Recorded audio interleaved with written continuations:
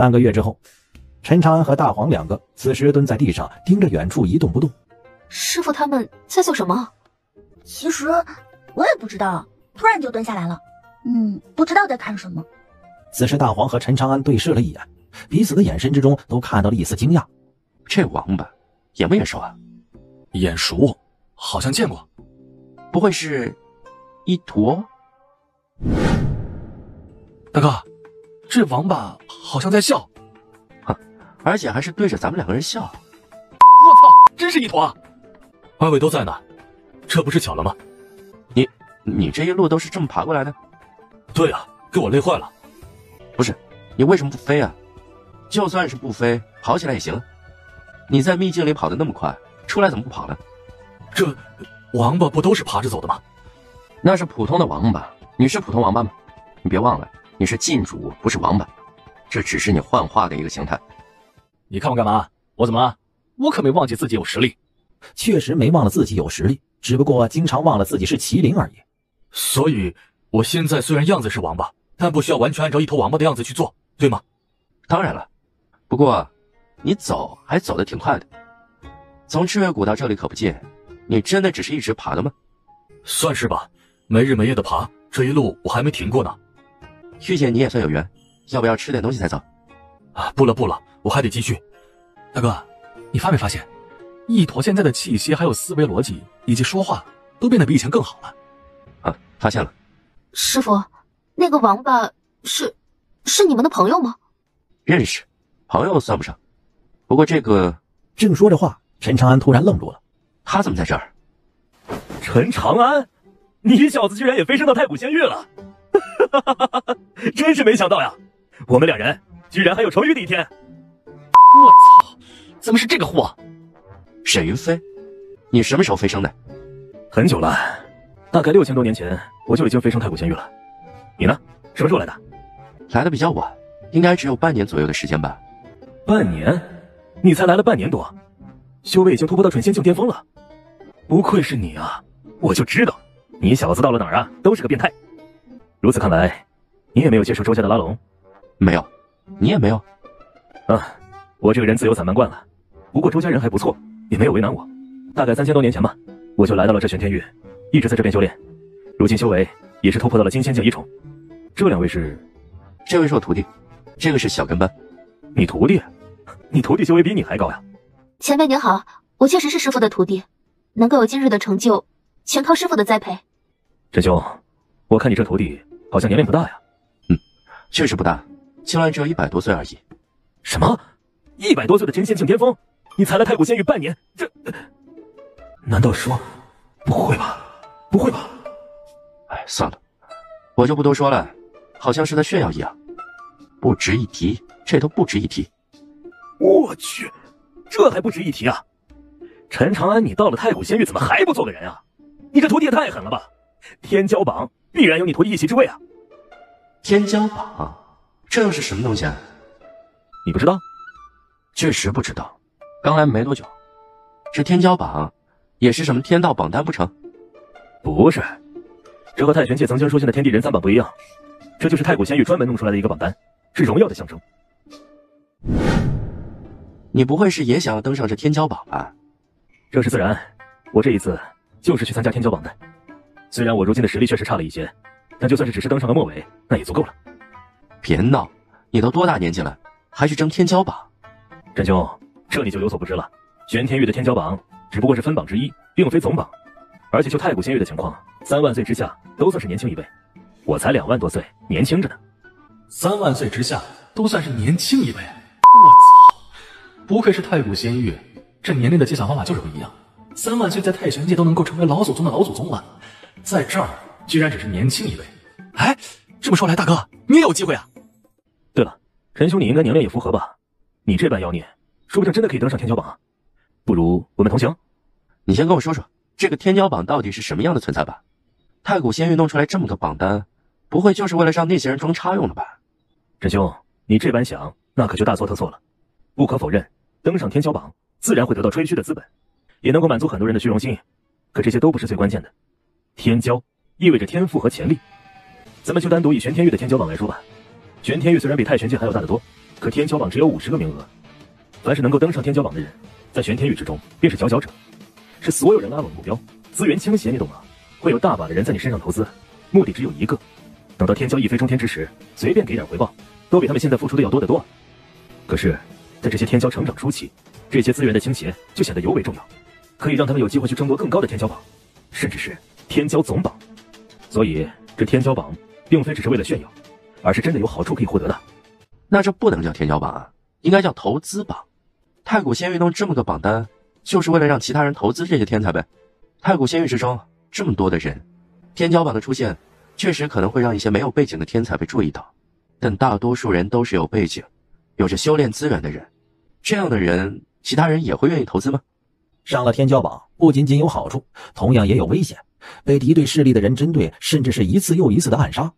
危险与机遇并存吧，只要不是血海深仇，有利益价值，还是会有很多人愿意结交的。毕竟没有永远的敌人，只有永远的利益。在利益面前，很多人是可以放下一些恩怨的。而且天骄榜有50个名额，那些大势力会争先恐后的结交前20名，但后面的这些呢，还是会有不少人愿意结交的。就好比我这种没有任何背景的人，如果能够登上天骄榜，哪怕只是第50名，不出10天便会有人找到我，为我提供资源。就算我未来的潜力有限，却也是他们触摸不到的高度，甚至可以将我拉拢到他们所在的势力之中，成长起来也是势力的一位强者，他们何乐而不为呢？陈长安如今最缺少的就是修炼资源，毕竟他突破所需要消耗的东西实在是太多太多了，一条极品仙灵脉都无法让他突破一整个大境界，这样的消耗确实有点大呀。天骄榜随时都会更新，随时选拔吗？想要上榜有什么要求吗？天骄榜随时都会更新，也随时可以上榜，不过具体的情况我并不是很了解，这需要前往天骄城，到了那里应该可以知道具体的答案。不过我听说想要登上天骄榜也并不是那么容易，听闻天骄榜第50名修为应该都要达到了金仙境，至于前10恐怕会更加恐怖啊。这地方生意这么火爆吗？客栈都满了。对了，咋没看见青楼啊？青楼？你在乎这个干嘛呀？这是天骄城，谁会把这等烟花场所开在这里啊？你觉得这些争夺天骄榜的天才跑去逛青楼合适吗？就算他们想也不能这么干呀，传出去还要不要面子了？你别用这种眼神看着我啊！我可是洁身自好，从不去青楼这种地方。我就是好奇，问一问。这王八蛋，每到一个地方都得打听打听附近哪里的青楼最好。那边有一家客栈，没有客满，咱们去那边吧。笑死我了！你们不会是第一次来到这天骄城吧？那客栈是你们想住就能住的吗？也不看看你们是什么身份啊！笑什么？有什么好笑的？一看你们就是第一次来，没看到那客栈的名字吗？天骄楼。那客栈是专门为天骄准备的，只有天骄榜的人才有资格入住这家客栈，又或者是一些小有名气的天才有资格上榜的人。你们配吗？我们不配，你配吗？巧了，你说这不是巧了吗？我还真就住在这家客栈里，你们说我配不配？啊！陈长安仔细地打量了一下对方，这样的人都可以登上天骄榜，这玄天域的天骄榜也太垃圾了吧？你是天骄榜上的人？不是，但马上就是了。我这一次来到天骄城就是为了登榜，不出3日，你们就可以看到我的名字出现在天骄榜之上。哦，不知兄台尊姓大名？在下沈云飞。沈云飞？你就是沈云飞？看起来沈云飞在这玄天域还是有一些名气的。早就听闻玄天域出现了一位天才，3000多年时间便从准仙境巅峰突破到了金仙境，没想到今日终于见到了在下孙年堂。尊兄，我们也是刚来此地，许多事情都不是很了解，不如咱们找个地方好好的喝一杯，聊一聊如何？那就恭敬不如从命了，就直接回客栈吧。这天骄楼的东西还是不错的，吃了对修炼也有不小的帮助。吃了对修炼竟然也有帮助？不过你的这几位朋友够资格吗？难道我不能够带我朋友一起吗？必须所有人都得到资格？倒也不是，不过可能需要花费的多了一点，可以选择天骄楼后院的小别院居住，但是这价格可就不是一般人能够承受得起的了。价格？很有钱。陈兄，下界的灵石在这里没用。我知道，我说的是香银石，好有，而且不少。小子，你以前在下界可能是顶级强者，雄霸一方，但你要清楚，这里是太古仙域，可没有你想的那么简单。你才来多久？10年、100年，还是1000年？你能积攒多少仙灵石啊？虽然我来的时间不多，还不到1年，不过这仙灵石我还真的有不少，1万够不够？你知不知道天骄楼还有另外一个名字，叫销金窟，意思就是想要在天骄楼住得好、吃得好，花仙灵石如流水。1万下品仙灵石虽然不少，但还不够。普通的房间居住1晚，就需要500下品仙灵石了。就算你们有资格，都可以住在普通的房间。你们一共4个人，一天就是2000下品仙灵石，1万也就够你们住5天的。庭院你们就别想了，那可得5000下品仙灵石一天。况且都来到了天骄楼，你们就不想要尝尝天骄楼里面的美食吗？那可是不仅美味，而且蕴含着磅礴精纯的仙灵之气。只不过这东西比住店还要贵，一般人可是消费不起的。这些年积蓄有一些，不过大多数都用在了修炼上面，如今手上恐怕也只有3万不多的下品仙灵石，这就是没有背景的可悲之处。不如咱们还是换一个地方吧。不用了，就住在这天骄楼。你是没听懂我们说什么吗？这不是你想住就能住的，你得有仙灵石。我说了我有，1万下品仙灵石什么也不够用。谁说是1万下品仙灵石了？此话一出，沈云飞和孙年堂都愣住了。沈兄，咱们走吧。沈兄，你确定真的有？我什么时候骗过你啊？太玄界你骗我骗的还不够惨吗？那都是过去的事情了，不提也罢。不能不提啊，你得给我敲个实底，我怕你再卖我一次。你怎么这么多废话？陈长安也懒得废话，直接大步向着天骄楼走了过去。我就不信你真有这么多仙灵石。几位贵客里面请，不知您几位有什么需要？我们这天骄楼的规矩，想必各位应该清楚吧？自然是知道的。我这位朋友有资格参加天骄榜，应该符合入住的条件吧？我们住后面的庭院，先住10天吧。请问你们需要什么规格的庭院呢？我们这里有3种，最普通的需要5000下品仙灵石一天，中等的需要1万，高等的需要2万一天。既然要住，当然要住最好的。2万一天的，先来10天。此话一出，沈云飞也懵了，刚刚追过来的孙年堂也懵了。2万一天的，先来10天，这他妈就是20万下品仙灵石啊！这小子这么有钱。好，麻烦公子先支付一下仙灵石。没问题。陈长安直接取出来了20万下品仙灵石，这一幕深深的是刺激到了沈云飞和孙年堂的神经啊！好多仙灵石啊，居然有这么多的仙灵石！啊，对了，我问一下，如果没有够资格参加天骄榜的人，我们是不是不能住在这里？那倒也不是，一些有身份有地位的人也可以住在这里。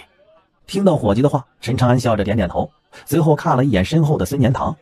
你看什么？我说的有什么不对吗？你本来就没有资格住在这里，难不成你还是什么有身份的人？巧了，我还真有。小妖，你听好了，这位是我们幻花仙宗太上长老，这个身份够吗？原来您就是幻花仙宗新晋的那位太上长老，失敬失敬。什么情况？他居然真的是幻花仙宗的太上长老？幻花仙宗到底是怎么想的？居然弄了这么一位太上长老，简直是可笑！你是何人？居然敢对我们太上长老无礼！我是谁？听好了，我天骄榜第49名，焚天仙宗江源。焚天仙宗？你多久没有回去了？你什么意思？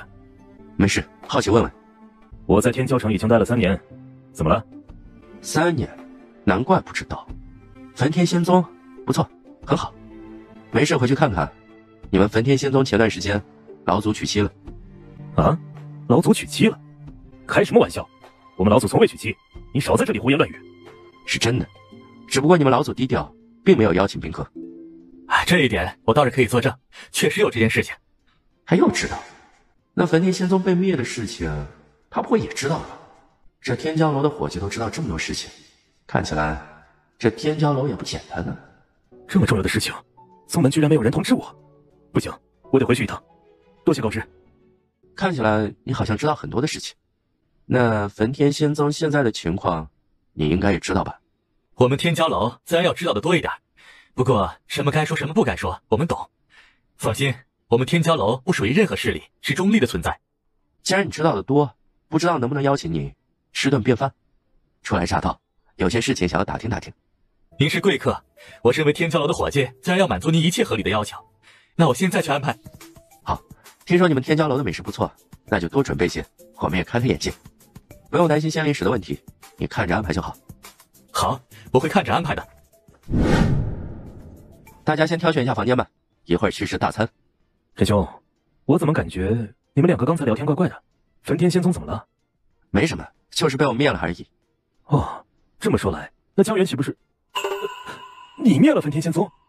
难怪刚才就感觉伙计看陈长安的目光有点不对劲，感情你憋了个大招了呀！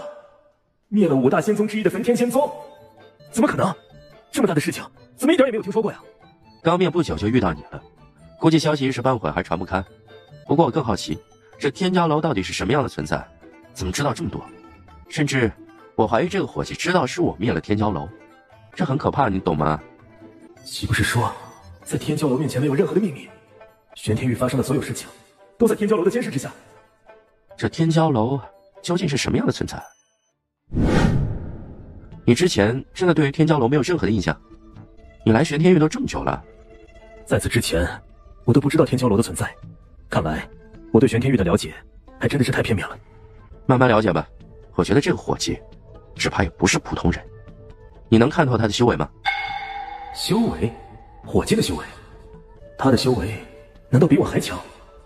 我看得透，对方的修为是金仙境巅峰，一个小小的伙计，居然是金仙境巅峰。金仙境巅峰的伙计，天骄楼这配置确实有点强啊。好浓郁的仙灵之气，你们天骄楼的美食果然名不虚传。诸位都尝尝吧，这些食物都不常见，吃一次，下一次恐怕就要数10年之后才吃得到了。确实不错，真是没想到你们天骄楼居然还有这样的好东西。酒过3巡，菜过5味，趁着现在修炼有意想不到的好处，诸位不要错过这个机会。陈长安对着众人点了点头，示意他们可以进入到修炼的状态之中。公子，你好像并没有什么影响。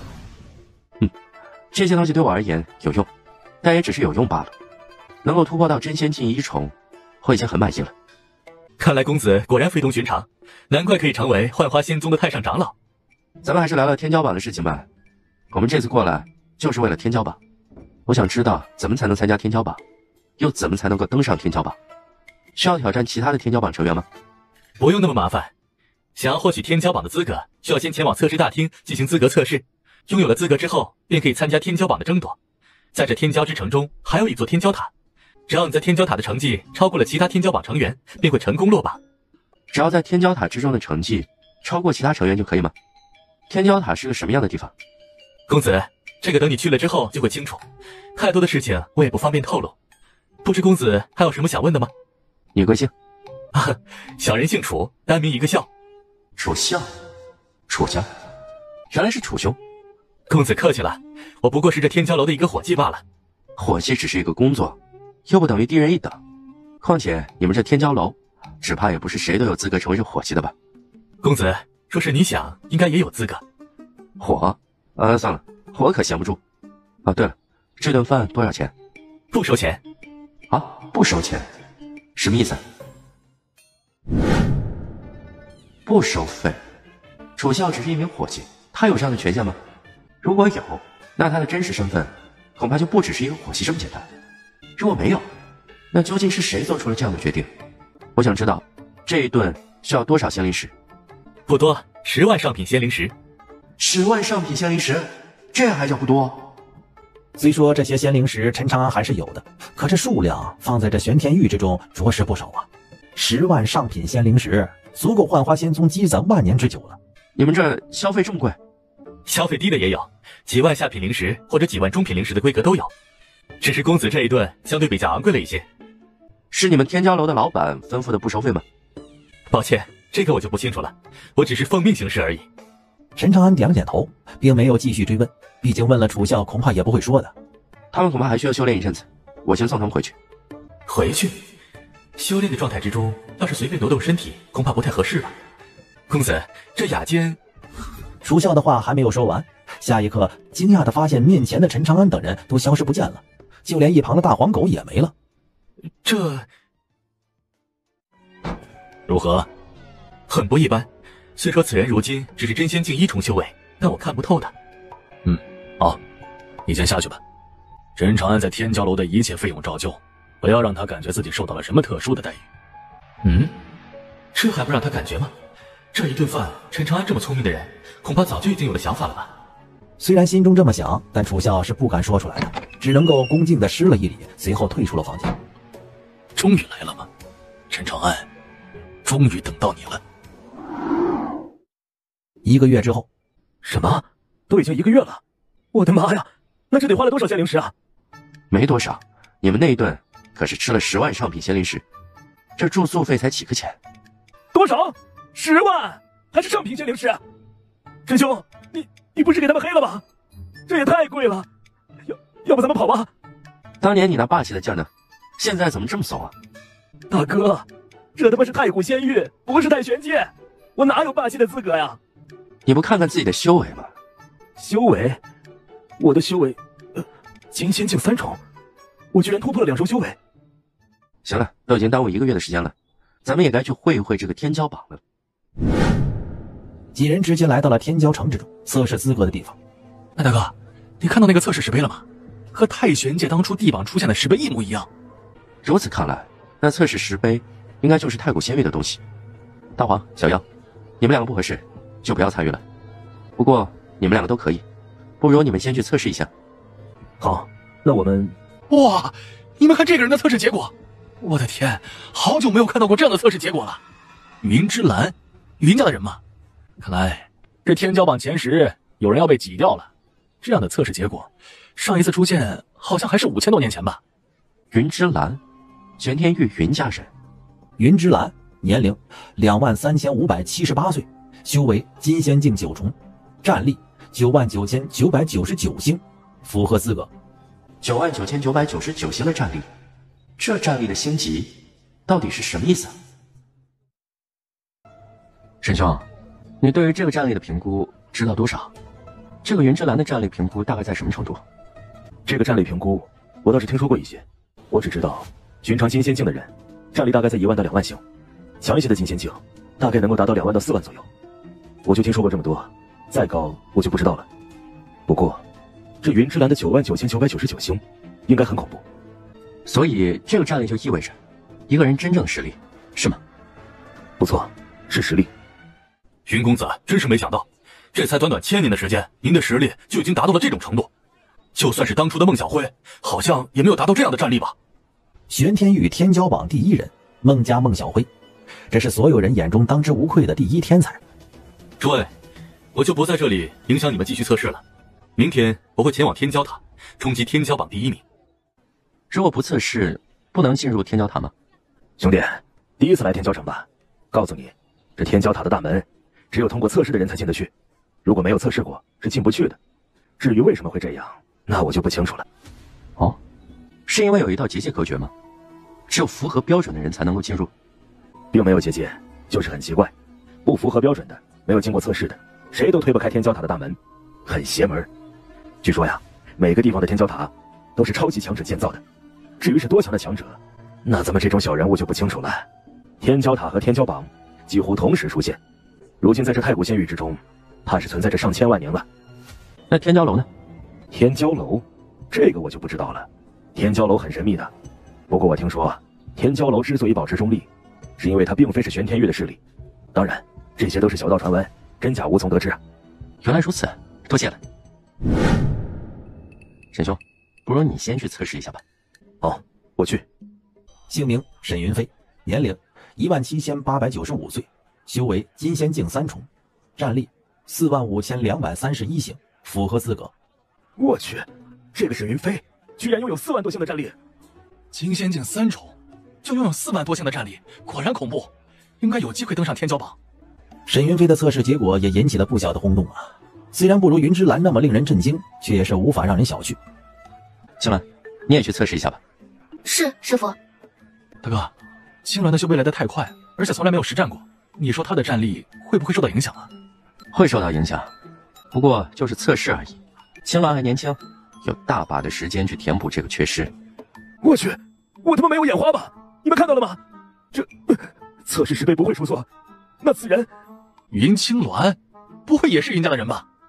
姓名云青鸾，年龄135岁，修为金仙境1重，战力23598星，符合资格。大家这是怎么了？师傅，他们这是怎么了？被你的测试结果惊住了。惊住了？不至于吧？135岁，居然只有135岁，不可思议，简直不可思议！我从来没有听说过有人能够在135岁将修为提升到金仙境1重。云青鸾的潜力不仅仅是玄天域的天骄榜，在很多人的心中，只要是云青鸾的发展顺利，必然会位列天骄总榜啊！原来是因为我的年龄。师傅，他们这么激动，不会有什么事儿吧？没什么大事，不过恐怕很快整个玄天域都会知道，天骄城出现了一位真正的妖孽，而且天骄城那些势力驻扎的人员恐怕会找上你，并且拉拢你。师傅，那我应该怎么办？放心，有我在。哎呀，大哥，你能不能别废话呀？赶紧去测测！你难道就不好奇自己战力如何吗？确实应该去测一测。然而下一刻，测试石碑居然剧烈的震动了起来。我操，什么情况？这小子不会是扮猪吃虎吧？就算是云之蓝也没有引起测试石碑这么大的反应，这小子绝对不可能是真仙境1重。别说云之蓝，当年弄小辉也没有引起这样的动静啊。我的印象之中似乎都不存在这样的情况，今天到底怎么了？怎么出现了这么多来历不明的妖孽？怎么还在震动？还没有测试结束吗？测试石碑的震动还在继续，这让所有人都变得紧张了起来。而大黄他们此时是兴奋的不得了啊，终于有机会见识一下这陈长安的战力究竟是什么样的级别了。就在所有人目不转睛、一动不动地盯着测试石碑的时候，震动终于停止了下来。啊？什么情况？怎么没有出现测试结果？对呀，一直都是测试结束就会出现结果，这一次怎么了？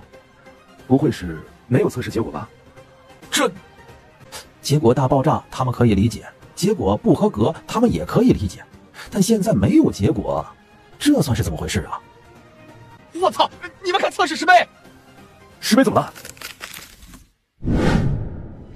你们可看到了啊？这东西不是我弄坏的，我去摸了一下，我可没用力。你们得给我作证，我可没钱赔啊！赔？这他妈是赔不赔的事儿吗？师傅怎么走得这么快啊？青鸾有些不解地问着。唉，不仅仅是师傅，大黄也没了。啊，大黄也没了。别说了，快走吧。他们是担心赔钱，先跑了。你们有限流石吗？没有就快跑，不然一会儿要赔钱，就得找你们2个负责。什么情况？这测试石碑怎么会碎了？刚才有个人过来测试，手放上去之后，过了一会儿，这石碑就碎了。听到这话，工作人员也是脸色一变，因为一个人的测试导致石碑碎了。测试石碑碎裂的原因只有一个，极限被冲破了，无法承受，所以才会破碎。虽然咱们这里的测试石碑只是初级的，可不应该出现这种情况才对啊。初级的？兄台，不知道这初级的测试石碑极限在哪里？这个人的修为我们看起来只有真仙境1重，如今看来恐怕他真的是隐藏修为了。真仙境1重冲破了测试石碑的极限，这初级测试石碑的极限是天仙境巅峰的实力，如果对方的实力达到了天仙境巅峰，或者是超过了，那初级石碑就会碎裂。天仙境巅峰？开什么玩笑，天仙境巅峰还跑过来捣乱。难怪能够成为云青鸾的师傅，我去，那个人不会是云家的顶级强者吧？你们回来了，干嘛去了？啊，啥意思啊？失忆了？不应该啊！我告诉你，那测试石碑是你自己弄坏的，你别想要装糊涂啊！什么？你们弄坏了测试石碑？你们怎么出去就惹事？你们呢？让我怎么说你们才好？真是不让人省心。大哥，你看我多老实啊，就陪着你，他们太不省心了，居然还把测试石碑给弄坏了。这要是赔钱，可得赔不少吧？谁说不是？我可没钱。大哥，我也没有。哎，你们2个有吗？我们也没有。好，那就让沈云飞负责，他惹的麻烦。哎，对，都是他惹的麻烦。陈长安，你他妈是不是坑我坑习惯了？不坑我你难受呀？真要赔的话，我哪来那么多仙灵石啊？你可以卖身，别怕，你现在很有市场，会有人愿意为你买单的。我看好你哦。陈长安，众目睽睽，你可不能抵赖。啊？你在说什么呀？我都没有离开过，是吧，大黄？哦，我们一直都在这里，没有离开过。陈长安，做人不能这么无耻。我觉得你现在要做的是去打听打听，这测试石碑坏了到底要不要赔偿？听说这玩意儿价值不菲。你给我等着！师傅，那测试石碑真的很贵吗？没事，回天骄楼的时候我都问过了，不用赔钱，就是逗逗他而已。这些人的消息还真是够快的，这就找上门来了。啊，找上门来了？不是不赔钱吗？不是来要账的，是为了青鸾来的。青鸾的测试结果此时已经在整个天骄城传开了，所有人都知道了玄天域出现了一位超级妖孽。在下云家云之兰，敢问阁下姓名？陈长安，你是为了青鸾来的吧？不错，不仅仅是我，外面的那些人同样如此。青鸾姑娘，明人不说暗话，你的天赋玄天域之中绝无仅有，恐怕接下来一段时间会有不少的人过来拉拢你。我也不多说废话，我们云家愿意全力培养你，你将会获得和我一样的资源。你有兴趣结交我云家吗？抱歉，我已经有师傅了，我不想结交太多的人。师傅？难道是他？你就是他的师傅？确实如此。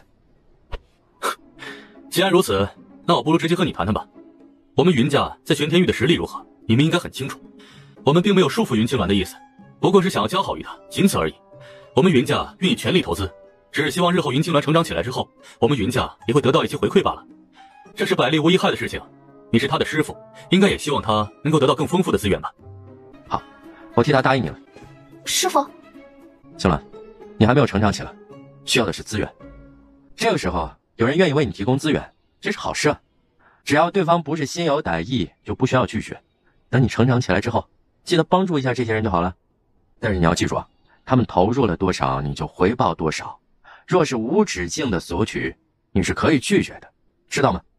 听到陈长安的话，青鸾认真的点了点头。陈长安，你又耍我！那测试石碑碎了，根本就不需要赔钱。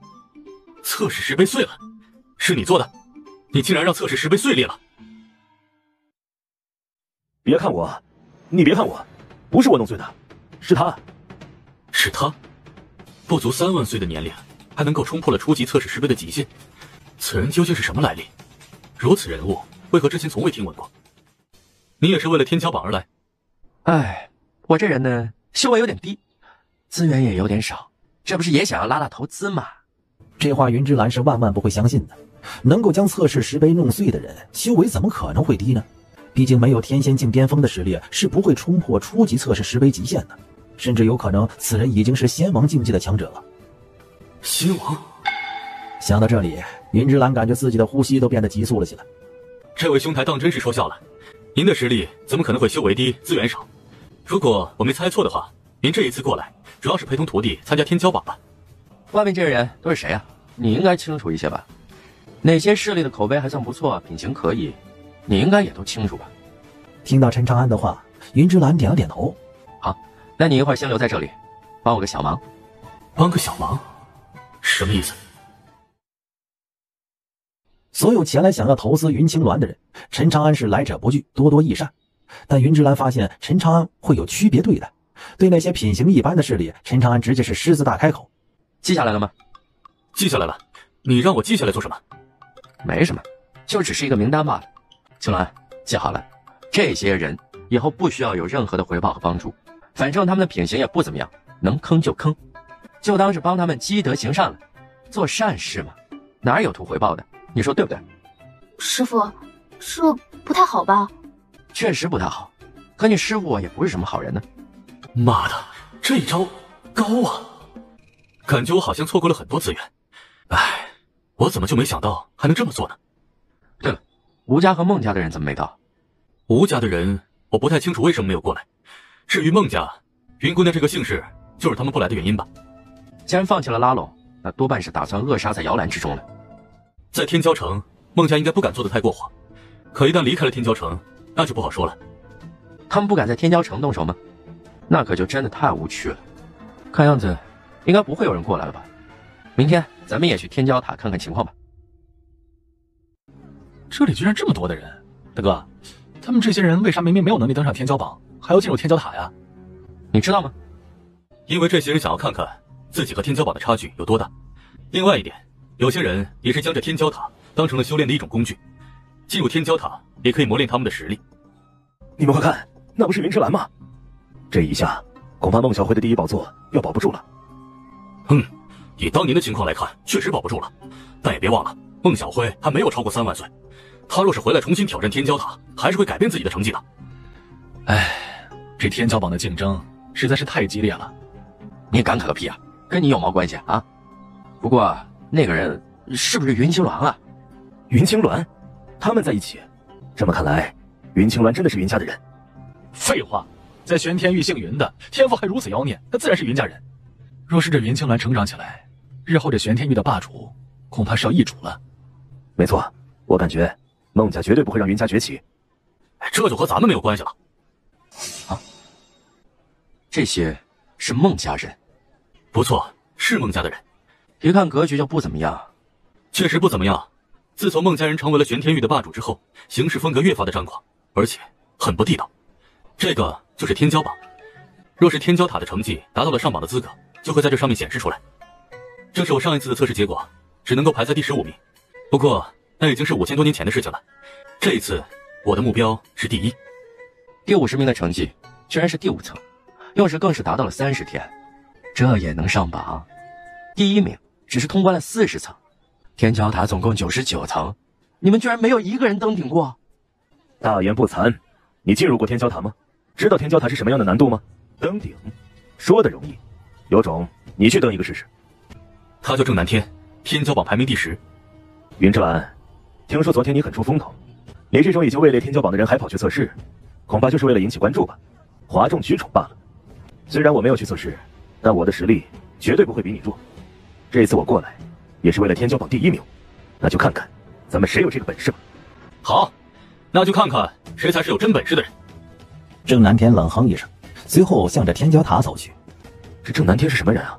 你们云家的面子他都不给啊？郑南天是凌云殿的人，这凌云殿实力并不弱。你们3个不准备进入天骄塔吗？还愣着干嘛？人家都进去了。哦，对了，天骄塔能够同时容纳多少人？那不清楚，但几百人应该问题不大。每一个进入天骄塔的人都会进入到一个独立的空间，并不会相遇的。原来如此，那你们就去吧。等到沈云飞3人都离开之后，大黄有些不解。我说大哥，你为啥不去啊？我都等了那么久了，你就不能让我开开眼界？让他们先去吧，不然我怕他们压力太大。况且我还有点事情要做。有事要做？啥事儿啊？看到横幅的这一刻，大黄也是眼睛一亮。我操，还得是大哥啊？那是什么意思啊？云青鸾、云之蓝、沈云飞拉投资了？不是吧？这真的假的？沈云飞也就罢了，毕竟没有背景。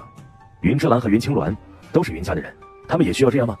陈长安的横幅瞬间引起了不少人的注意，毕竟在这天骄塔的附近可是有很多势力的眼线呢。大哥，还得是你啊！不过云之蓝知道这事儿吗？当然不知道，这不是等他进去之后才拿出来吗？云之蓝的名气很好用的，能帮咱们获取不少的资源，不用白不用，到时候大不了给他点意思意思，反正他也不吃亏。大哥，高还得是你高啊，损也是真损。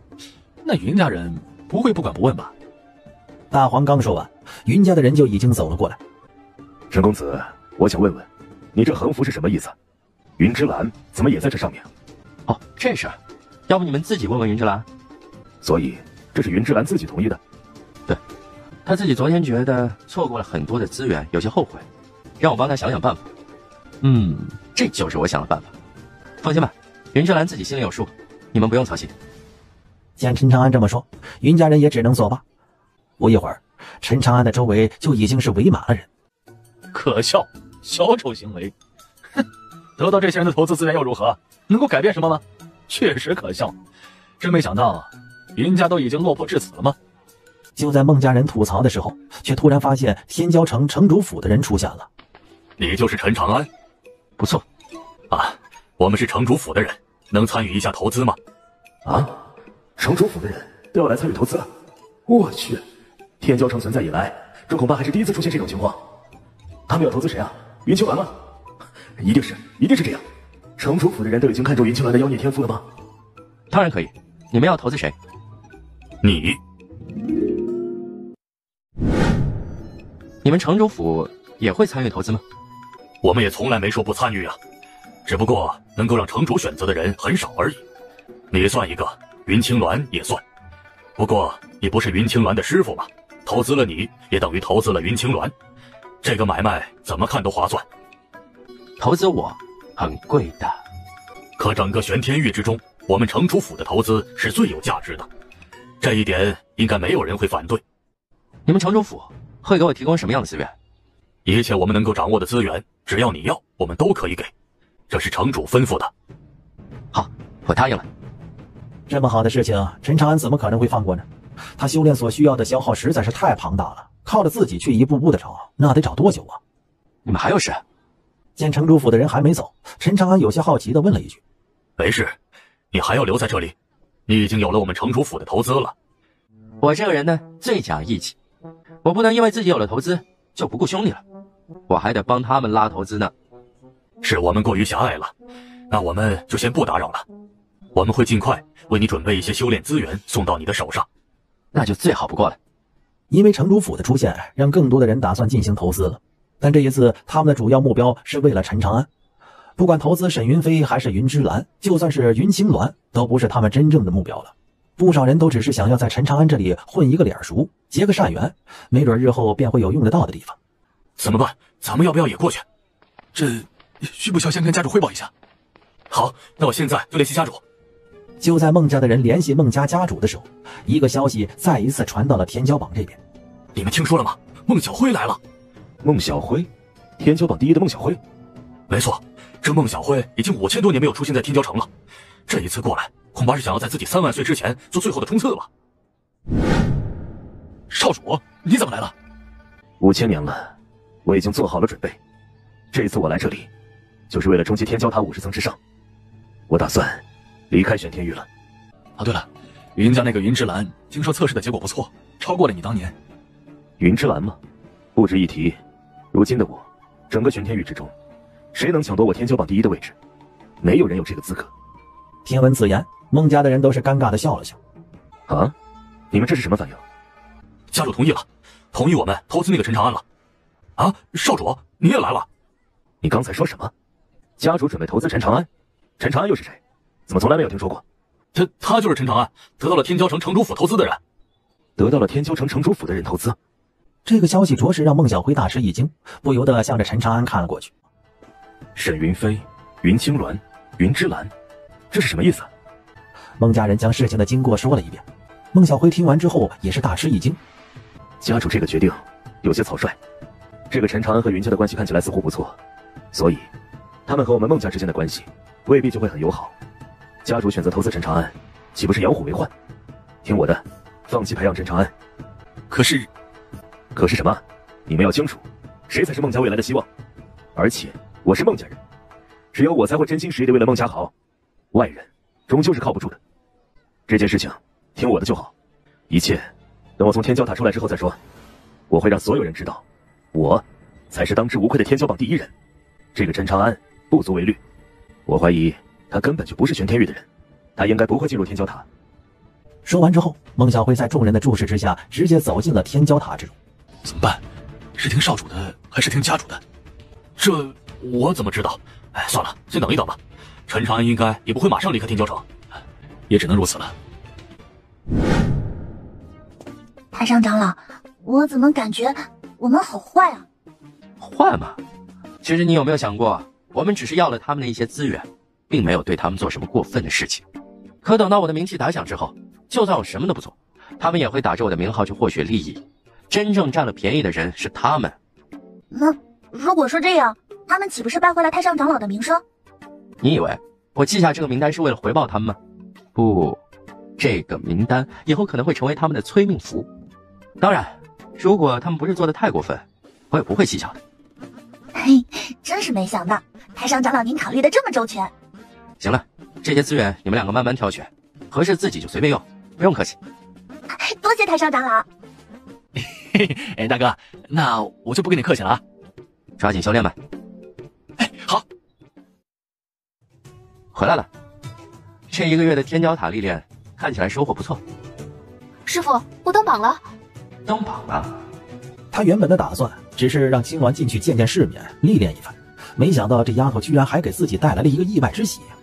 多少名啊？47名，但如果再给我一些时间的话，应该可以再提升一些。做得很好，比我想象中的还要好。师傅，我这一次进入天骄塔颇有感触，我想要闭关修炼。好，这些资源你拿着，随便用。师傅，大黄和小妖是在修炼吗？啊，他们两个都在修炼。那师傅您呢？你先修炼吧，我很快也会进入到修炼状态之中。是。陈公子，不知叫我过来有什么事情吗？1个月了，这段时间，你们经常会送过来一些酒菜，可从始至终，你们似乎一次也没有收过仙灵石。酒菜没有，住宿的费用，你们似乎也没有要过，这是为什么？啊，原来是这件事情。陈公子，你已经获得了城主府的投资，而天骄楼便是其中的一部分。也就是说，陈公子在天骄楼之中是不需要支付任何费用的，这一切都是城主府的投资。城主府和天骄楼是什么关系？陈公子，我不过是天骄楼的一个伙计，有些事情可不是我能够随便多嘴的。请问还有什么事情吗？没了，你忙去吧。好嘞，若是有事随时叫我。属下离开之后，陈长安眉头微皱，既然不说，那恐怕两者之间的关系就没有那么简单了。一晃又是3个月的时间，陈长安一行人全身心地投入到了修炼之中，而沈云飞此时已经成功登上天骄榜，更是直接取得了20名的好成绩。为什么没有人找我呀？为什么一个投资我的人都没有啊？大家看到我只是礼貌性的打了个招呼，微笑着点了点头。沈云飞根本就不知道，在他进入天骄塔之后，再一次被陈长安高价贵卖了。然而沈云飞登榜之后，天骄榜再一次陷入到了沉寂之中，天骄城也恢复了原本的平静。真没想到，这次修炼居然花费了我1年的时间。1年的时间全部用来修炼，这对于陈长安来说还是第一次。不过这个结果也是很不错的。真仙境巅峰，只差1步就可以突破到金仙境了。这资源不抗用了。骗到手那么多资源，已经用了一大半。陈长安，你告诉我这是什么意思？东西呢？资源呢？丢了？陈长安刚刚结束修炼，就迎来了沈云飞的兴师问罪。我用了呀，我担心这些人给你的东西有问题，先帮你试一试。还行，这些人还算是厚道，送来的资源都没有问题，我是给你留了。你看看你这小气的样子。沈云飞检查了一下纳戒之中的资源，这才满意的点了点头。不对，你给我的就这么多，那他妈你独吞了多少呀？陈长安，你能不能做个人啊？行，那你把这段时间吃我的、喝我的、住我的先还给我，我把资源还你。陈长安的一句话让沈云飞直接闭上了嘴。还？拿什么还呀？得拿出来多少资源，能够填得上那10万上品仙灵石的大坑啊？你看看，我这不是跟你开个玩笑吗？你怎么还认真了呢？太严谨了，一点也不幽默。云之兰那小子还没出来呢，算算时间，都进去1年多了吧？1年3个月左右，估计这云之兰这一次恐怕真的要冲击第1名了。很难。孟小辉也在你们之后进去了，孟小辉的实力要强于云之兰。孟小辉？那看来这第1名还是他孟小辉的。未必，你可别忘了，我还没参加呢。我还以为你不打算参加了呢。什么时候去啊？随时吧，看心情。好，那我到时候陪你一起去。我真的很好奇，你会是什么样的成绩？就在陈长安和沈云飞打算前往天骄塔的时候，天骄塔此时已经变得疯狂了起来。天骄榜再一次更新，而且是同时更新了2个名额。第1名孟小辉，通关层数50层，用时1年3个月05天。第2名云之兰，通关层数49层，用时1年3个月06天。看到天骄榜的更新，所有人都兴奋了起来。一个50层，一个49层，他们达到了前人没有达到过的成绩啊！云兄，恭喜了，荣登天骄榜第2名。两位就不要笑话我了，先前还信誓旦旦要夺得第1名，可如今……对了，这些东西你拿着，都是你的。陈兄，这是何意？帮你拉了一些投资，一直给你保存着呢。此话一出，云之兰大为震惊，他怎么也没有想到陈长安居然还会帮助自己陈兄，你人真好。沈兄，你不舒服吗？云之兰说完之后，就看到沈云飞的面部疯狂抖动，表情似乎也有些奇奇怪怪，甚至可以用扭曲来形容。多谢云兄关心，我没事，很好。云兄，你还是多关心一下你自己吧。多关心一下自己，这是什么意思？云之兰有些不懂，但陈长安明白沈云飞的话里有话呀。以沈云飞对陈长安的了解，他给云之兰的这些东西，能是云之兰应得的1/10，那都算是陈长安大发慈悲了。两位不会一直在这里等着我吧？怎么可能啊？我们俩刚来。原来如此，看来陈兄最近……陈兄，你现在什么修为1年多前自己进入到天骄塔的时候，不是真仙境1重吗？1年修炼到巅峰，果然，陈长安果然是一直都在隐藏着自己的修为。修炼了1年，提升的慢了点，见效了。见效了？谁见效？谁敢见效？你在惭愧什么？你还让不让别人活了？做人不能这么装逼啊！你们两个来这里有什么事情吗？没什么，就是我要进入天骄塔，感受一下这天骄塔的难度。进入天骄塔？什么时候？现在。现在？陈长安对着两个人点了点头，随后转身走进了天骄塔之中。你们说这个陈长安会不会将孟小辉的第1名挤掉啊？这还用说吗？第1名必然是陈长安的。我觉得也是陈长安的，毕竟城主府不会投资一个不如孟小辉的人。55层，你们觉得可能吗？我觉得或许有机会60层。有仙灵石吗？有。你要做什么？多吗？这还可以吧，也算是有点积蓄。开个盘口吧，我觉得我们可以通杀。云兄，暴力啊！开个盘口，这是啥意思？云之兰一时之间有些没有听懂沈云飞的意思。看到云之兰这疑惑的目光，沈云飞惊讶地问着：“你没赌过吗？”这没有。哎呀，你这生活太无趣了。来，我给你讲讲。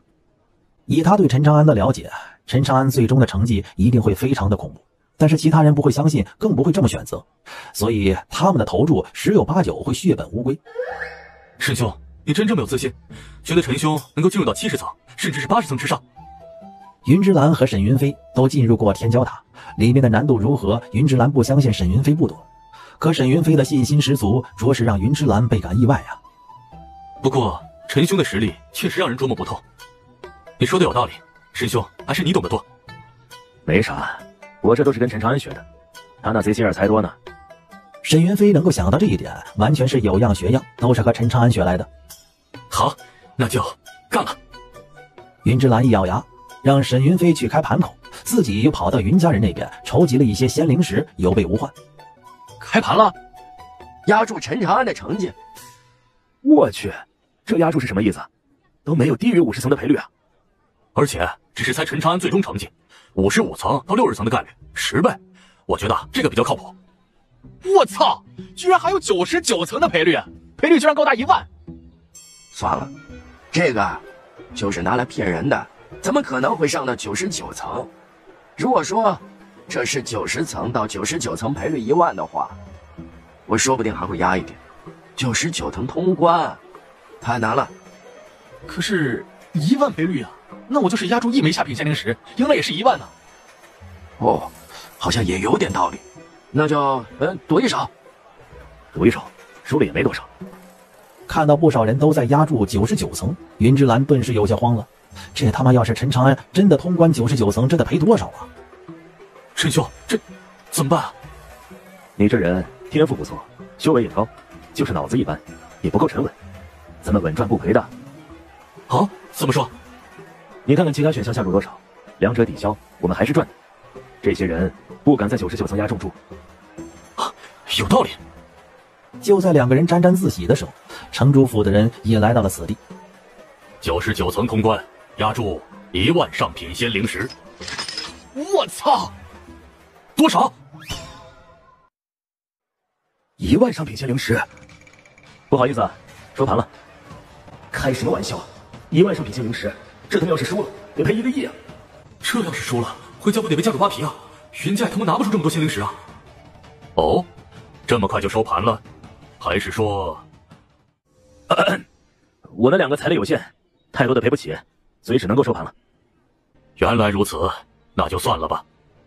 不应该呀，为什么陈长安每一次做这种事情都赚得盆满钵满，到我这儿咋就差点翻车了呢？有没有一种可能，方法没问题，是人不对。云之兰的灵魂发问，让沈云飞差点没绷住。要不是打不过，沈云飞真想好好的跟他理论理论。沈云飞的话还没有说完，天骄榜附近传来了一大片的惊呼声。陈长安居然已经到了15层了！陈长安居然选择了过程中更新天骄榜，他这是对自己的实力有着绝对的自信呢。我去，16层了，这太快了吧！陈长安这么快就到了16层，这速度让所有人都是大吃一惊啊！你的第一恐怕是不保了。哼，你高兴什么？我得不到第一，那你就会变成第3。况且，又不是你得到了第1名，你有什么好得意的？但第1名是我朋友。你，哼，有什么了不起的？现在冲得那么快，他恢复得过来吗？我没有这么快，不过是为了保存实力。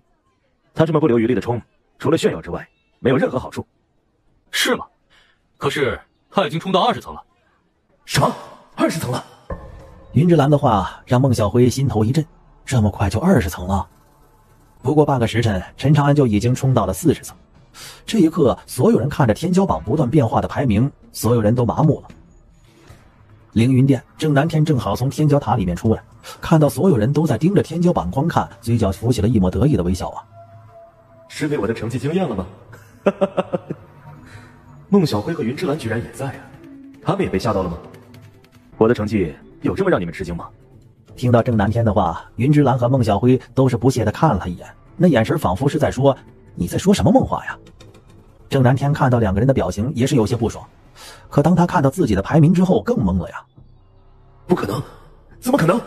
我的排名为什么只有第5名？排名第1的目前是孟小辉，第2名是云之兰，第3名是吴家的吴道玄，第4名陈长安。陈长安是谁啊？怎么还排在了自己的前面呢？谁是陈长安？陈长安是哪个？他是谁？你还记得你之前说的话吗？什么话？你说让他登塔试一试，现在他试了。事实证明，在他面前，40层真的很简单，因为他已经冲到45层了。他居然真的这么强？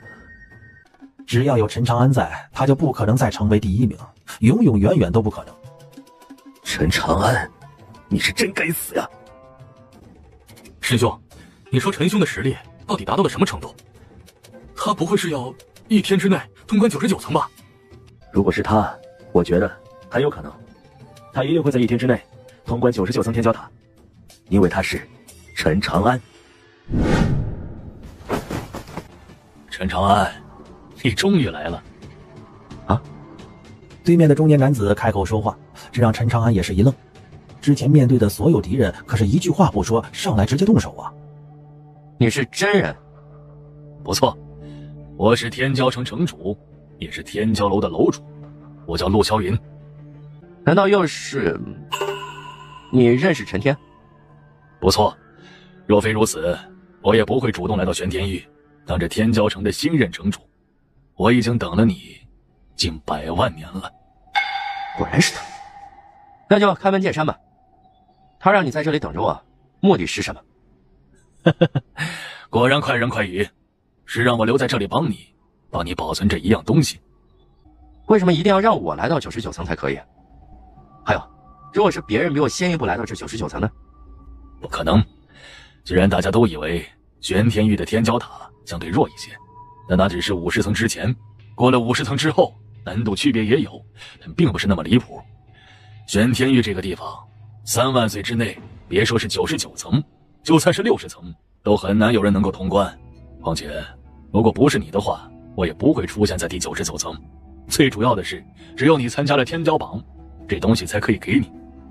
就算我不来，你们也可以先给我，然后让我来参加，不是一样？不行，陈天前辈说过，你这个人呐，一身反骨，提前给你了，你多半会反其道而行之。所以，不如让你自己主动参加，然后再将东西交给你。反正你已经参加了天骄榜的争夺，后面的事情你会好奇，你就会继续参与。前辈说过，你这个人最大的缺点就是八卦。妈的，又让这王八蛋给算计了，怎么比我还聪明？啊，东西是不是可以给我了？可以。你知道这是什么东西吗？不太清楚，但应该是很厉害的东西。不太清楚，都仙王境界了，难道不知道法则吗？你知道法则之力吗？当然知道，法则之力十分强大，只可惜想要参悟法则之力并非那么容易，起码我还没有触碰到边缘。你的意思是，你手上的这个碎片是法则之力？如果我说是，你会抢走吗？不会。为什么？我不敢。陈天已经离开了太古仙域，你还有什么不敢的？也不懂，陈天前辈的实力，他的人脉都不是我能够招惹得起的。况且我是真心实意的敬佩他，他交代的事情就算是万劫不复我也会去。就算你手上的东西是法则之力，但他是陈天前辈留给你的，我就不会抢，更不会占为己有。若是没有这样的品行，陈天前辈也不会将这任务交给我。那就多谢你了，等了我这么多年。陈天还有跟你说过什么没有？没有，他只是让我等在这里，等待一个叫陈长安的人。他说过，只有你能够登上天骄塔第99层。对了，那我这99层还用打吗？不用。哦，你什么修为？仙王境5重。怎么了？没什么，我想跟你打一架。你们两个怎么笑得这么贱？陈兄，什么感觉？感觉？什么感觉？天骄榜第1名，通关99层啊，一点感觉都没有吗？没什么感觉啊，就那么回事，没啥难度，这玩意儿对我一点历练的作用都没有，有点无聊。无聊？没难度？一点历练的作用都没有？你他妈能不能说点人话呀？我就是嘴贱，我就不该问你。算了，我还是问你点正事吧。我记得你以前总是开盘口，赚得盆满钵满的，为啥我刚才开了个盘口，差点赔了呢？啊，差点赔了？你一个做庄家的还能差点赔了？你脑子有泡吧？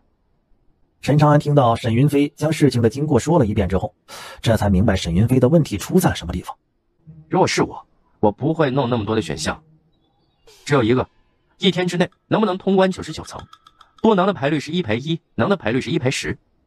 如果是你们两个，在不知道我实力的情况下，你们会怎么选？废话，当然选。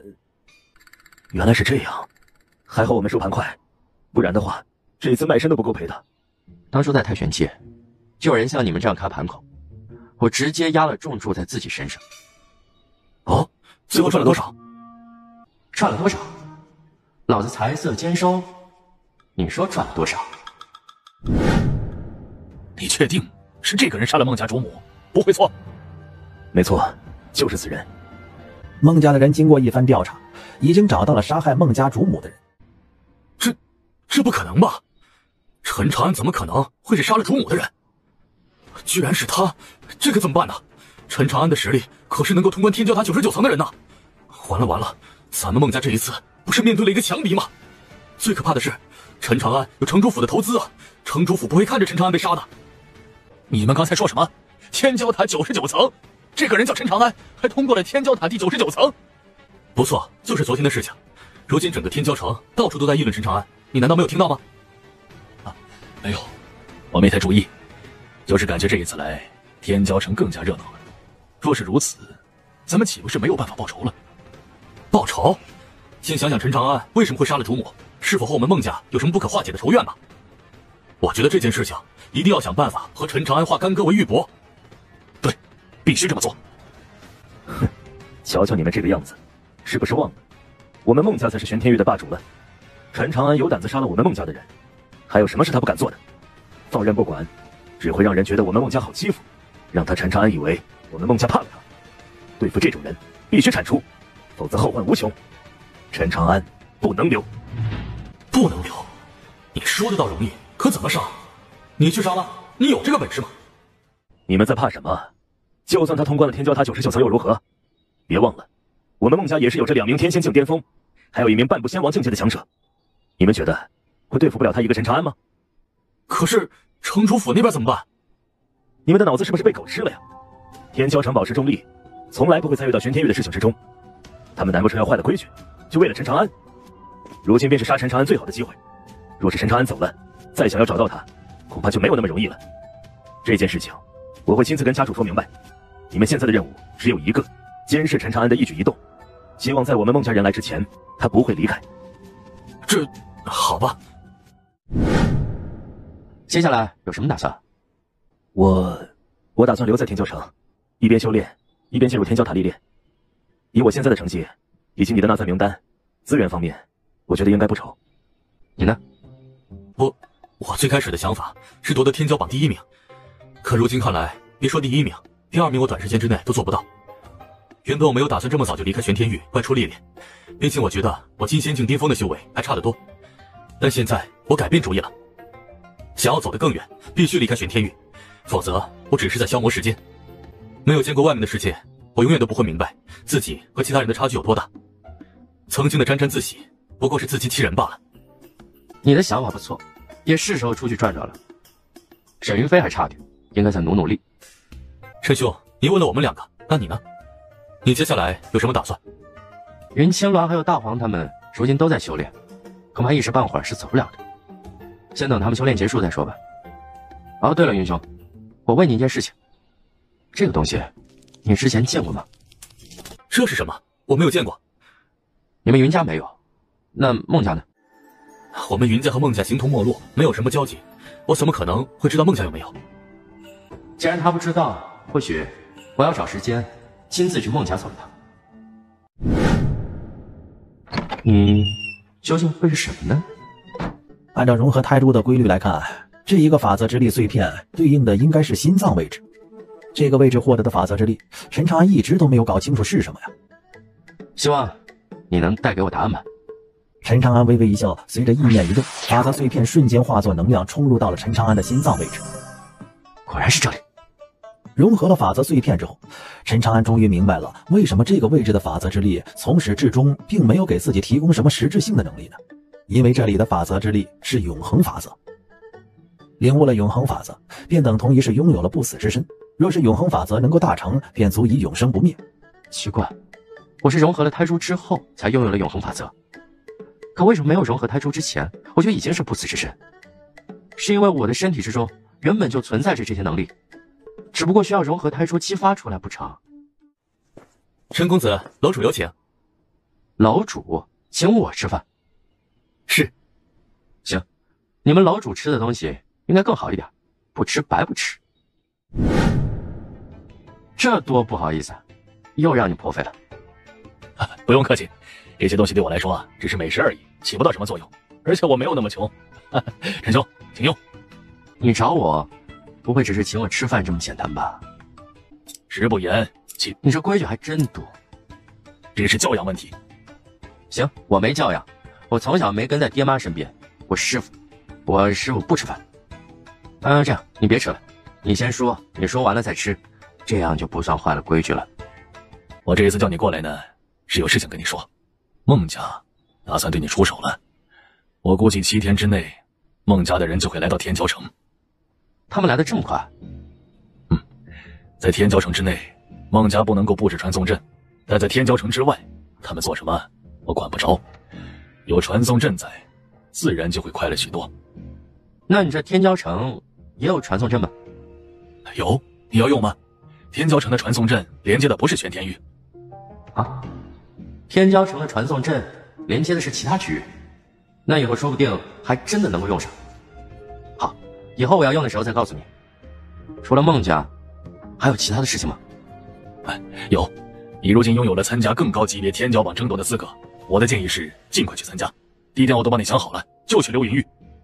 为什么是流云域？因为这传送阵的另外一边就是流云域。流云域的天骄城算是10大天骄城之一，直通天骄总榜。以你的能力，直接参加天骄总榜就好。我处理完玄天域的事情会去的。还有别的事情了吗？倒也没有别的事了。行，那我吃好了，你吃吧。好，我。陆霄云点了点头，刚拿起筷子，却发现这一桌子的美食居然被陈长安给吃得一干二净。这他妈让他吃什么呀？空气吗？你不噎得慌吗？还行，就是勉强塞个牙缝。要不按照这个规格，再准备一桌子。没了，没有这种规格了。下一次等100年之后吧。那倒是可惜了，味儿不错，就是量少了点。奸商啊！小慧，你觉得这个陈长安真正的实力如何？老祖，以我的推断和猜测，陈长安的实力确实很强，但应该止步于仙王，很大可能应该是天仙境巅峰。毕竟，如果对方是仙王境界的话，恐怕玄天域早就传开了。而且他并不是一个低调的人，他选择过程中更新天骄榜这一点就能看得出来，他很喜欢炫耀。所以，我的推论应该没有错。这也是为什么我觉得我们应该主动出击，灭杀陈长安的原因。若是再给他一点时间，以他的妖孽程度，说不定会真的突破到仙王境界。小辉，你做得很不错，我们孟家绝不能够允许玄天域有这样的妖孽存在。况且他还杀了我们孟家的人，若是不做点什么，以后孟家如何在玄天域立足？不知道的人还以为我们孟家怕了他。老祖所言甚是。此人如今在何处？老祖，他就在天骄楼，这段时间一直没有出来过。有些棘手，若是陈长安一直不出来，咱们岂不是一直不能动手？我不信他会一直留在天骄楼之中。对了，你们最近有没有拜访过天骄城城主？老祖，我已经拜访过了。虽然城主没有见我，但以他的能力，自然知道我是什么目的。城主只是让人传了话，只要不是破坏了天骄城的规矩，城主府不会出面。所以，我们想要杀陈长安，得想办法把他引出城外。毕竟，他现在是天骄榜成员，在天骄城是受到保护的。老祖，陈长安离开了天骄楼。离开了天骄楼，去了什么地方？真是天助我也！没想到我们刚来，他居然就出现了。我不知道，是咱们的人见陈长安出来，直接先用陈毅仙玉通知了我。那我现在马上问问。对，一定要问清楚，最好让咱们的人想办法把陈长安引到城外。是，老祖。老祖，寻常人想要将陈长安引出去，恐怕不太可能。陈长安不是傻子，也不可能看不出来。万一他铁了心的不出去怎么办啊？是啊，陈长安这样的妖孽绝对不会是傻子。他要是不出城怎么办？岂不是发现了孟家的意图？你有什么好办法吗？我暂时还没有想到。要不然我帮你们想个办法。谁？陈长安。听说你们想要杀了我啊？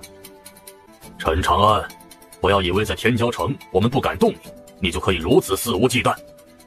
你有胆量和我们出城吗？出城？这里不行吗？我觉得这个地方挺合适的。哼，你是没有胆量吗？你应该清楚，在天骄城之内，我们是没有办法对天骄榜成员动手的。若非如此，你敢这么跑过来找死吗？好，不能动手啊。未必吧。陈长安，你要做什么？你最好想清楚了。虽然城主府选择了投资你，但你若是坏了规矩，城主府也不会放过你的。放了小辉。规矩？什么是规矩？规矩就是谁强谁有理。你们不敢坏了规矩，是因为你们不够强。但我不一样，我敢。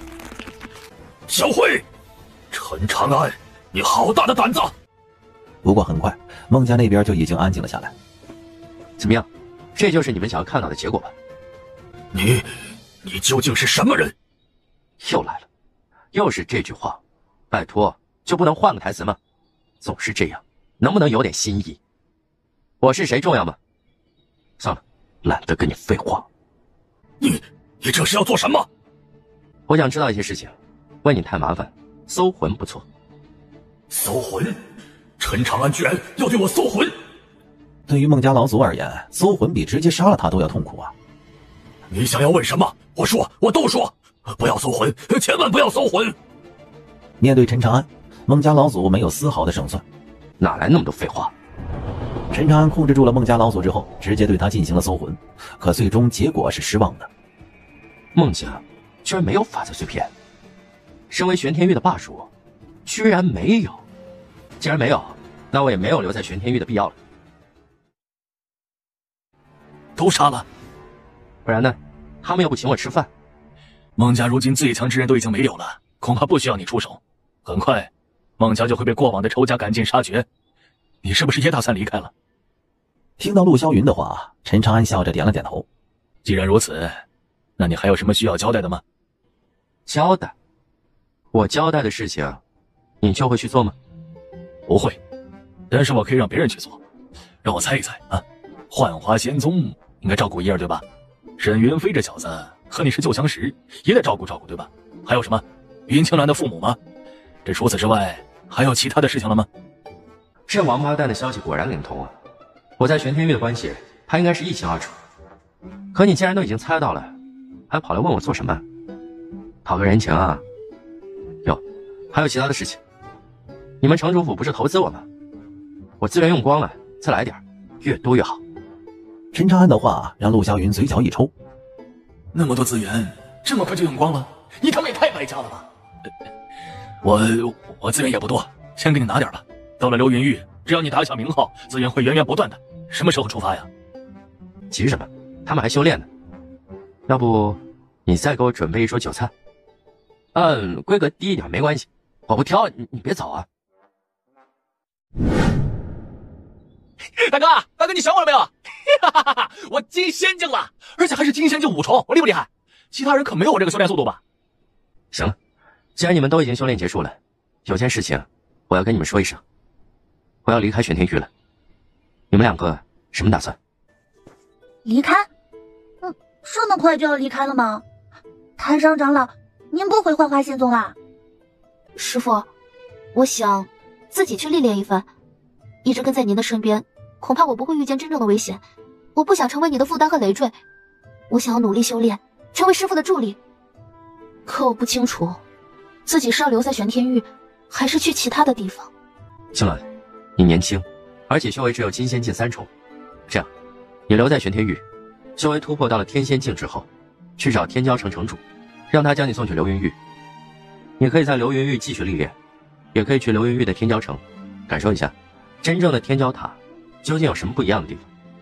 小妖，你呢？我要是就这么走了，可能师父会很伤心。算了，我还是不去了。那咱们就在这里分别吧，我带着大黄去找陆霄云。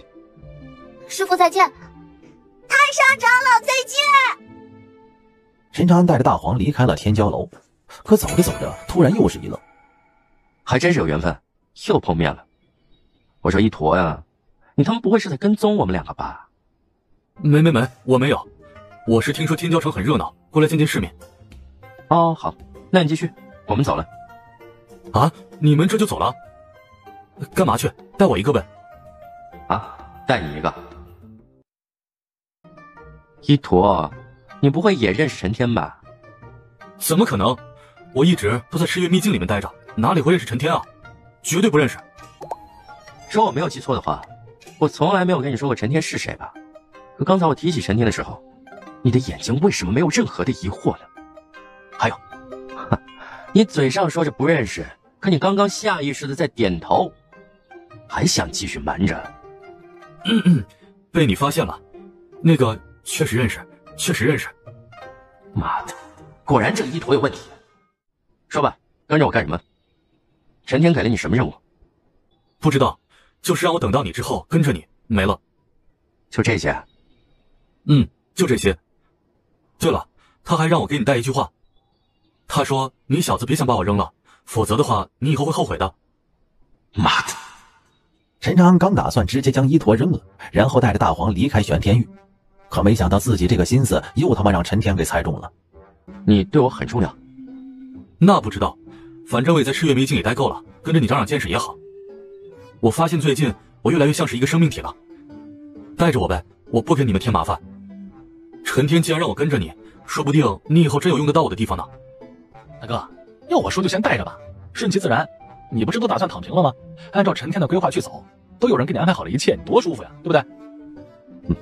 确实是这么个道理。那行，就带着吧。你带着。我操，为啥是我？大哥，我不想让王八骑。那你可以选择其他。我可不骑王八。你们能不能考虑一下我的感受？不能。这什么造型啊？挺别致啊，王八驮狗。新收的小弟见笑了。很别致，很有新意。不错。要走是不是？我带你们去传送阵。你这啥态度？怎么还有点迫不及待了呢？没有，真兄误会了。若不是你着急，我倒是希望你能够多留一阵子。行吧，既然你这么热情挽留，那我就多留一阵子。啊！我操！这小子怎么还顺杆爬呢？难道他看不出来我就是客气客气吗？你他妈怎么还真留下来了？行了，跟你开个玩笑，走吧。哎，好，现在就走。面对陈长安实在是太折磨了，看到他进入到传送阵，陆小云也是长松了一口气。然而陈长安临走之前那个意味深长的笑容，却是让陆小云有一种不好的预感。他怎么笑得那么阴险？不好！陈长安，你个王八蛋，都他妈给我拿走了！天骄楼数十万年的库存食材，居然全部都被陈长安一扫而空，什么都没有留下来。怎么办？以后该怎么办呢？把这王八蛋都他妈给我拿走了，我他妈怎么做生意啊？大哥，你吃啥呢？这东西怎么感觉有点熟悉啊？天骄楼的东西，陆小云这个人不厚道，明明还有那么多，就是不给我吃。临走前我都顺走了。哎，你们吃不？算了，一坨吃这玩意也没用。大黄，给你点。大哥，话说咱们这在哪儿啊？我看着这好像挺荒凉的呀。好好吃吧，一会儿就得来活了。来活了？我说的对吧？大哥，你把我当啥了？我真啥也不知道，我就知道要跟着你而已。好，所以说陈天在流云域的安排，你什么都不知道？我真的不知道。啥都不知道，要你有什么用啊？当个小吉祥物吗？吉祥物怎么了？对了，啥是吉祥物？滚蛋吧你！不多时，一群人已经是来到了陈长安不远处。恭迎太上长老回归。啊？啥？太上长老？你们是不是认错人了？太上长老，你不记得我们很正常。或许你还没有记起曾经的事情，但你确实是我们九云仙门的太上长老。是您当年吩咐让我们来此地迎接您，您真的不记得了吗？难道这个陈天用我的名字去这九云仙门取得了一个太上长老的位置？可他这么做的意义是什么？大哥，啥情况啊？应该是陈天搞鬼。我和你们的太上长老长得一样，你们知道我叫什么吗？一模一样，否则我们怎么会认出来是您呢？您不是叫陈长安吗？是因为转世的原因吗？妈的，陈天居然用了我的样貌和名字，这王八蛋到底想做什么？我当初都是怎么跟你们说的？既然太上长老不记得了，那就让我们来给您回忆一下。百万年前，陈长安出现在流云域，对九云仙门有大恩，拯救了九云仙门，所以便成为了太上长老。可是成为太上长老大概100年之后，却突然选择了转世重修。你们当年是亲眼见到我如何转世的吗？这倒是并没有。吩咐完了之后，您就离开了，从此以后就再也没有了您的消息。废话，当然找不到我的消息。陈天那小子恐怕离开了流云域之后，就恢复了陈天的名字和身份。后面就算有消息传出来，那也只是陈天，而不是陈长安。这些事情我都已经记不清楚了。你们不怕我是假的吗？假不了，绝对假不了，一模一样，连说话的语气和表情都一样。虽说您如今的修为差了点儿，不过这也可以理解，毕竟转世重修了。太上长老，不如咱们先回仙门吧。大哥，不会有诈吧？万一到了九云仙门，那发现是个陷阱怎么办？陷阱啊？无所谓，反正他们也杀不死我。大哥，我会死，我怕死啊！怕个屁！不是还有你大哥我吗？放心，给你收尸，绝对不会让你暴尸荒野。我操，大哥，你他妈对我真好。陈兄，怎么样？熟悉吗？熟悉。想起来什么没有？好像在这住过。对，就是在这住过。看来果然有用。或许吧。陈长安完全是信口胡诌啊！大哥，这些人也太单纯了吧？不应该啊！这九云仙门的人实力可都不弱，怎么你说啥他们就信啥呢？不过你别说啊，刚才你还真的淡定自若，满口瞎话，你怎么做到的？天赋。而且九云仙门的人并不傻，只是他们太过于重情义了。看得出来，当年的事情对于他们而言情谊很重，所以哪怕过了这么久，他们也没有忘记。另外一点，那个陈天恐怕也是一个伪装高手，把自己应该是把我的形象打造得十分正直伟岸。看来这个陈天很了解我，知道我是什么样的人。哎，知己呀。大黄，他一直这么无耻吗？怎么说我大哥呢？我大哥这不叫无耻，这叫……大哥，你来说吧，我他妈没词儿了。行了，别说这些没用的了。你们两个愿意做什么就做什么，我得找找，看看陈天有没有在这里给我留下来什么东西。大哥，我帮你。大哥，我也帮你。啊？你叫谁大哥？那我叫啥？你也他妈是我大哥，你别过来占便宜。大黄，你是不是忘了你打不过我？我操，你他妈跟我……算了，就叫大哥吧。大黄最终还是怂了下来。一坨一直畏畏缩缩的，让大黄都忘记了这王八蛋的实力比自己还强啊！不应该什么都没有留下来才对啊，是哪里漏掉了吗？没用的东西。大哥，我这有发现。妈的，那这个王八蛋怎么学得那么快？居然敢抢我狗腿子的地位！不行，绝对不能忍。算了，等打得过了再说，先忍忍。一坨，你发现什么了？这地方有问题。有问题？为什么一坨发现了，我却没有发现？一坨，你确定这里有问题？大哥，你别这么看着我呀，我真不是奸细。我有说过你是奸细吗？你懂得还挺多的，还知道奸细两个字。当然知道，我也不是白吸收了那些人的灵魂。大哥，你看我这眼神，分明就是怀疑我呀，我又不是傻子。那你说说看，这里有什么问题是你能够发现，而我发现不了的？大哥，我是能量体，我并不是生命体，所以有些时候对于能量这个东西要比你们都敏感。就在我这个位置下面，似乎有一团能量，而且很细微，不仔细观察的话根本就发现不了。不信你自己好好感应一下。下面，陈长安是眉头微皱，仔仔细细的感应了一下，还真的是有点不太对劲儿的地方。这陈天弄得如此隐秘，就他妈生怕我找到是吧？大黄，过来。大哥，咋了？刨坑，就这个位置。啊，刨坑？真把我当狗了？愣着干什么？不然你以为自己还有别的优势吗？干啥啥不行，逛窑子你是第一名。我刨还不行吗？笑个屁，臭王八！大黄的工作效率还是不错的，不一会儿就刨出来了一个大坑。大哥，挖不动了，里面好像有个类似于结界的东西挡着我呢。结界这些东西对于陈长安来说一点用处都没有，所以很轻易的便将里面的东西取了出来。妈的，又是信！这王八蛋就不知道留点有用的东西啊？是不是很失望？是不是很郁闷啊？是不是以为我给你留了什么好东西？你想多了，什么也没有，就只是一封信，开不开心？言归正传，九云仙门虽然没有你想要的东西，但这里有你修炼需要的资源，这算是我在流云域送给你的一个小礼物，身份和资源我都送给你了，剩下的事情就要靠你了。至于为什么给你留下来这一封信，其实并没有什么特殊的原因，只是闲着无聊写出来了，那就留下来吧。对了，最后提醒你一下，我在流云域给你留了一份大礼，不用感谢我，都是我应该做的。再见。这王八蛋是有多无聊？不过他说的大礼是什么？怎么总感觉这龟儿子没憋好屁啊？这王八蛋也不告诉我，在流云域之中究竟留下来了几个法则碎片？总不能让我把流云域从头到尾走一遍吧？这流云域比玄天域还要大得多。大哥，不如先看看九云仙门能给你提供什么资源吧，先修炼，那咋说也得先突破到金仙境啊，你就差临门一脚了。唉，也只能够先这样了。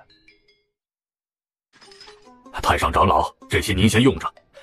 不过有件事情我很好奇，这么多年过去了，您的修为怎么只有真仙境巅峰啊？我修炼的时间不长，我才10000岁出头。原来如此，不愧是太上长老，10000岁的年龄就已经拥有了真仙境巅峰的实力。行了，你就别拍我马屁了。过段时间我可能会去一趟天骄城，听说流云域天骄城的天骄榜是连接总榜的。确实是连接总榜的，不过太上长老您这样的修为，只怕是……我来流云域之前，已经在玄天域取得了天骄榜第1名的资格，拥有参加流云域天骄榜的资格了。什么？天骄榜第1名的成绩，玄天玉已经落寞成这个样子了吗？什么叫落寞成了这个样子？你小子瞧不起谁呢？太上长老，您技艺全失，恐怕还不了解。就算是得了第1也没用，你得在玄天玉的天骄塔通关50层才有这个资格。对，我通关50层了。哦，太上长老竟然通关了50层，不愧是您，实力果然不一般。看起来这玄天玉的天骄塔确实有些弱，可能是避免玄天玉无人能够晋级吧。会不会说话？这王八蛋到底会不会说话？不是玄天玉弱，就是天骄塔弱，就他妈没想法，不能是我太强了吗？哼，什么都不懂，我大哥哎，天骄塔通关99层哎，你懂什么叫99层吗？那就是比100层少了1层。99层，这不可能！就算玄天玉的天骄塔真的被削弱了，也不可能通关99层啊！这，哎，我说你这个人，你到底会不会说话呀？为什么不可能？对别人来说不可能，但是这是我大哥，有他在，一切皆有可能。啊，太上长老，我不是那个意思，我就是没想到真仙境巅峰有能力通关99层而已，这太不可思议了！没想到您转世之后变得更优秀了，真棒！陈长安呢也没有难为他，不过还是想要打听一下消息。他描述了一下法则碎片的样子，询问对方这么多年来有没有见过这样的东西。这倒是没有听闻过。太上长老，此为何物？对你很重要吗？这是我的东西，遗失了，对我很重要。既然如此，那我一会儿就吩咐下去，会让九云仙门所有人帮助您留意这个东西。太上长老，能否麻烦您将这东西画出来，这样大家也好辨认。好，不过仔细一想，只是画出来的话，好像差了点意思。意念一动，用仙灵之气模拟出来了一个法则碎片的样子。看到了吗？就是这个样子的东西。好，我记住了。太上长老，您是打算过一阵子就前往天骄城吗？等修为突破之后，或许就会去了。那有件事情，我可能需要提醒你一下，我估计你已经不记得了。不记得的事情，还需要提醒？当年你在流云域之中得罪的人有些多，毕竟你如今不是全盛时期，这些人要是知道了，恐怕会找你报复。我去，得罪的人有点多呀。这他妈不会就是神天给我留下来的大礼吧？都有谁？风幽仙门、赤焰仙门、玉华宫、啸天宫、张家、南宫家、程家，还有……你先等会儿，怎么会这么多？你直接告诉我，我没得罪过谁就完了。他这是在流云域干啥了呀？挨家跑祖反烂，得罪了这么多势力。身为九云仙门太上长老，他这么能惹事，九云仙门还能存在，也真是不容易。太上长老，您真的一点印象都没有？当然没有。那我就直说了，流云域之中喊得上名号的势力，1殿2宫3大仙门4大家族，除了咱自家仙门之外，您得罪了个遍，一个也没漏。四面皆敌，这他妈就是他给我留下来的大礼。那个，我能不能问一下，流云域整体实力如何？这些人之中，修为最高的是什么？仙皇。不过流云域之中的仙皇强者不多的，还是以仙王境界的强者居多。只是仙皇吗？那应该问题不大，反正我死不了。得罪这么多人，九云仙门没有受到影响？这个吧，应该怎么说呢？有影响，但并不是很大。最大的影响就是流云域现在其他势力都把我们孤立起来了。主要是当年您虽然得罪了人，但也并不是深仇大恨，就是比较啥？比较招人恨，但仅限于你。陈天这王八蛋，到底顶着我的名字都干啥了呀？那你知道当年那个我都干了什么吗？啊，知道一些。来，我给您回忆回忆。啊，我去，你兴奋什么啊？比如有一次您去齐家做客，临走的时候，你给他们家老祖下了药。下了药？妈的，这他们也不干人事，人家请你做客，你给人家下药，下了什么药？齐家老祖修为不低吧？下药有用吗？有用，老有用了。您手上那些东西真是十分强大，齐家这位老祖可都半波仙皇了，没想到居然也中招了。齐家这位老祖从未破身，延续子嗣的事儿都是齐家别的人负责，他就是一心扑在修炼上。结果您猜怎么着？您给下了一次药，不仅仅脱了身，还给齐家弄出来了好几个小祖宗。这件事儿让齐家老祖是又羞又怒，恨不得生吃了你。陈天才是不当人子，这么损的事情都做出来。那齐家老祖破了身，后果如何？终生止步，半步先黄了？那就不清楚了。不过齐家老祖很多年都没动静了，好像是不太敢见人。还有吗？有，那可太有了。大黄和一坨他们两个听的是津津有味，时不时的爆笑出声。老子一世英名毁了，全都他妈的被陈天这王八蛋毁了。他怎么一件人事都不干？哎呦，太有意思了！好久没有听到那么有趣的八卦了。大哥，你咋不笑啊你？你是不开心吗？开心？老子开心的起来吗？丢人，太他妈丢人了！这个该死的王八蛋，他怎么可以这么无耻？大哥，也有你说别人无耻的时候。不过我觉得呀，你们两个半斤对八两。如果你是他，估计你也会这样做。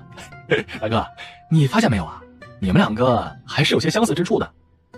相似之处，就这个相似之处，不要也罢。一坨，你发什么呆啊？刚才到现在怎么一点反应都没有？真有意思，居然还下药啊！这都过去多长时间了，他才反应过来？这反应会不会是慢的有点离谱了？一坨，你就听到一个下药就开始发呆了，后面说了啥你听到了吗？听到了，听到了。等会儿让我先想一想，我还没想到你们笑的点在哪里。等我想到了我再笑。听到一坨的话，陈长安有些无奈呀。情绪这个东西还真不是说因为你有了灵智，有了一些记忆就可以拥有的。我想到第二件事情的笑点了。大黄，大黄你干嘛去？大哥你别走了，我想到了。一晃又是2个月的时间，陈长安终于是突破到了金仙境1重。太败家了，这得多少修炼资源才能满足我的修炼所用？九云仙门门主并不是一个小气的人，尤其是面对陈长安拿出来的资源可是不少啊。尽管如此，陈长安用了将近70%，才堪堪让自己的修为突破到了金仙境1重，而且感觉到了金仙境之后，自己所需要的能量似乎变得更多了，起码翻了数百倍。刘云玉的资源能让我突破到天仙境，甚至是仙王吗？无奈的摇了摇头，陈长安还是决定先去寻找法则碎片要紧。这种宝贝会不会在一些强者的手中啊？所以才不容易寻找。这种东西如果在刘云玉的强者手上，反倒是容易寻找了，毕竟就那么几个人几个势力。可如果这东西在一些不起眼的人手上，或者是路边的乞丐手上呢？刘云玉这么大，要怎么找？既然是前辈您的东西，您和这东西之间一点感应都没有吗？感应？要是有感应，我还问个屁啊！算了，我自己出去碰碰运气吧。你这边要是有消息的话，也随时通知我。好，正是我们九云仙门的传音仙玉，太上长老您带着。哎，大哥，咱们这不就是个劳碌命吗？不是在找东西，就是在前往找东西的路上。我就想不通了，这法则碎片我不是胎猪，他就直接都给你不就完了吗？为啥非得让你自己去找呀？这样显示他比较厉害？我也不是很明白他这样安排是什么意思，或许是不想让我太顺利吧。哎，管他的呢，就当游玩好了。这一路咱们就走去天骄城，说不定会有什么发现。走着去？不是大哥，你知道这有多远吗？你知道这得走多远吗？累啊！呸！你累个屁！走的是我好不好？爷爷，爷爷你没事吧？谁来救救我爷爷呀？救！我去！啊！爷爷，你快醒醒！你睁开眼睛快看呐！好大的王八！王八还背着一条狗，狗背上还坐着一个人。爷爷，别锤了，我快被你锤死了！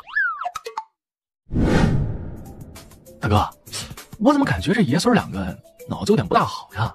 刚刚孙子哭得跟个孙子似的，看见咱们兴奋的跟个孙子似的。爷爷刚才都快死了，被孙子暴锤了一顿，居然苏醒了。看见咱们，他爷爷也兴奋的跟他们孙子似的。大哥，你说他们两个不会是有病吧？要不你给看看？两位这是在这看风景啊？啊，好风景。妈的，被人当风景观摩了。你没事，刚才怎么会那么虚弱？唉，老毛病了，我们那儿的人都有这个毛病。每隔10几年或者几十年发病一次，不同的人发病的时间也不一样。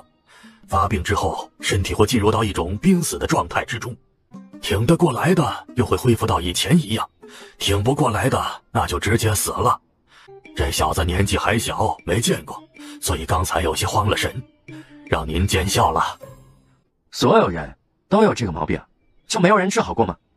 治不好也没有办法治，因为我们的身体平时根本就看不出来有任何的问题，总是会在突然之间发病，没有任何的预兆。很多人都说是我们居住的地方受到了上天的惩罚，所以才会让我们那里的人有这样的病。想到这里，陈长安眉头一皱，按照融合胎珠的情况来看，这一次应该轮到死亡法则碎片了。再结合这个老头说的情况，陈长安合理的怀疑是死亡法则碎片的存在，所以才让他们出现了这样的问题。你们住在什么地方？你们那里的人难道就没有想要离开的吗？有，当然有人想要离开，只不过我们那里有一个规矩，若是想要离开，那就永远不可以再回去。所以这些人后面怎么样了，我们也不清楚。怎么还会有这么离谱的规定？离开的人还不让再回去了？那你们两位这是？不，别误会，我们没有离开，我不过是带着孙子出来历练历练。这小子心气高，有想法，想要变成强者。想要变强是好事。哦，对了，我能去你们那里看看吗？我可以给你提供几枚丹药，3品的聚仙丹，你觉得如何？3品的聚仙丹，这东西确实很珍贵，但是我并没有任何的恶意，就是我这个人呢，天生善良。唉，我就见不得别人生活的不好，有任何的不幸。你们这个地方既然有这样的怪病，我说什么也要好好的去看一看。医者仁心，我岂能坐视不理？若是不能查出真相，我寝食难安，于心有愧啊！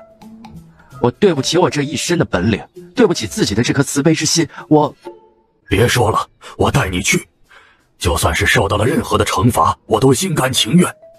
能够认识你这种拥有仁慈之心的人，真的是3生有幸啊！为了子孙后代，我愿意背负所有的罪名。老爷子，别激动，切莫伤了身体。既然选择了学医，这便是吾辈应该做的事情。否则学医做什么？难道是为了贪图诊费不成？庸俗，俗不可耐。我们的职责是救死扶伤，是治病救人，是拯救天下。我们学医是为了天下苍生。好，说得好。爷爷，我咋感觉哪里不太对劲呢？你懂个屁！这么高尚的品格，你给我好好学学。哦，知道了，爷爷。混账！你难道不知道我们七峰谷的规矩吗？你怎么还敢带着外人回来，还带进了咱们家？其他几家知道了，还不得过来找我们的麻烦吗？爷爷，别生气，气大伤身。我这么做是有原因的。原因？你能有什么原因呢？我看你是翅膀硬了，居然还敢违背大家定下来的规矩。我，老头的爷爷或许是因为实力的缘故，看起来只有中年模样，正对着老头破口大骂。突然一口气上不来，直接倒在了地上。看到这一幕，老头也是心头一震，连忙跑过去，焦急地喊着：“爷爷，你怎么了？哎呦，爷爷，你可别吓我呀！谁来救救我爷爷呀？”遗传？这他妈才是遗传吧？我来看看吧。对，您是神医，您来救救我爷爷。陈长安将手放在对方的身上，像模像样的开始治疗，其实是在检查对方的身体情况。身体之中果然存在着一股死亡之力，和自己掌握的死亡法则之力一模一样。不出意外的话，这七峰谷之中一定存在着死亡法则碎片。陈长安原本打算将这股死亡法则之力吸收出来，却发现这玩意儿自己根本就吸收不出来啊！算了，用生命法则吧。对方体内的死亡法则之力并不是很强，只是会在某一个特定的点爆发出来，否则的话，这些人早就已经死光了。随着陈长安左手的生命法则之力慢慢的输入到身体之中，对方也慢慢的睁开了眼睛。我挺过来了。哎呀，爷爷，您没事了？没事了，我挺过来了。不是你挺过来了，是神医救了你。啊？神医？刚才真的是你救了我？你有办法救治我们这里的怪病？爷爷，现在你知道我没有胡闹了吧？这位医者仁心，慈悲心肠，拥有盖世医术，却不求回报，只为治病救人。我活了这么久，见过这么多人，真的是从来没有见过如此善良的人，真的是吾辈楷模呀！老头何小此时那叫一个激动啊，就差把陈长安给夸上天了。不，愧不敢当，愧不敢当，不过是略尽绵薄之力，拯救世人于水火之中，这都是我们学医之人应该做的事情。看看爷爷，你看看，这品格，这觉悟，这……滚一边去！神医，走，我带你去见我爷爷去。啊？什么玩意儿？你们这儿盛产爷爷吗？怎么这么多爷爷？爷爷，你爷爷带他们走了？我爷爷带他们去找他爷爷了。何必带着陈长安又找到了他的爷爷？陈长安还没有说什么呢，何必的爷爷听到了陈长安能够医治怪病，直接又带着陈长安去见了何必爷爷的爷爷。这一圈走下来，别说是大黄和一坨，陈长安都已经懵了，到底谁是谁的爷爷，谁的爷爷又是谁呀？你又是谁爷爷？你不会带我去见你爷爷吧？我是何家的老祖，我没有爷爷了。听说你有办法治疗我们这里的怪病？来之前不确定，但现在我可以确定，我能治。爷爷，我刚才听我孙子说，他孙子的孙子的孙子犯病了，就被此人治好了。好，困扰我们奇峰谷近100万年的怪病，终于有办法了。这病你也有？不知道。这个病奇怪就奇怪在，谁也不知道谁会有。可若是一旦爆发，10个人，大概有9个人会死。而且我还发现，实力越强的人，死的概率更高。我有办法救治你们，不过有些事情，你们也要答应我。什么事情？让我在奇峰谷自由行动，去哪里都不可以有人阻止。我想要找到这怪病的源头。听闻此话，何家老祖眉头微皱，这是一件好事，可这是奇峰谷，并不是他一个人说了算的呀。老祖不好了，另外3家的人找上门来了。老核桃，你们何家是什么意思？难道不知道咱们这里生人勿入吗？你们何家人居然还敢主动带着外人进来，是没有把我们3家放在眼里吗？你就是外来的，我不管你是怎么哄骗何家人带你过来，也不管你来到这里的目的是什么，现在立刻离开奇峰谷，而且你最好不要将来过这里的事情说出去，否则的话，别怪我们不客气。听到对方的话，陈长安感觉这奇峰谷恐怕还有什么秘密存在，这么担心这个地方被曝光出去吗？难道是避难？你们确定要我离开？这是当然，最好现在就走。好，既然如此，那我也就不多打扰了。神医勿怪，这3个老家伙都是死脑筋，不知道前因后果，千万不要怪罪。您可是大善人呢，绝对不会和他们一般见识，对不对？您的心胸之宽，度量之大，足以容纳这天地，是绝对不会和他们一般计较的，对吧？何家老祖的话让陈长安倍感欣慰。就这么欣赏我，爱听。徐老头，你在说什么屁话呀？什么叫我们都是死脑筋？你这话什么意思啊？我说的有错吗？你们知道他是谁吗？知道他是什么身份吗？知道他为什么会出现在这里吗？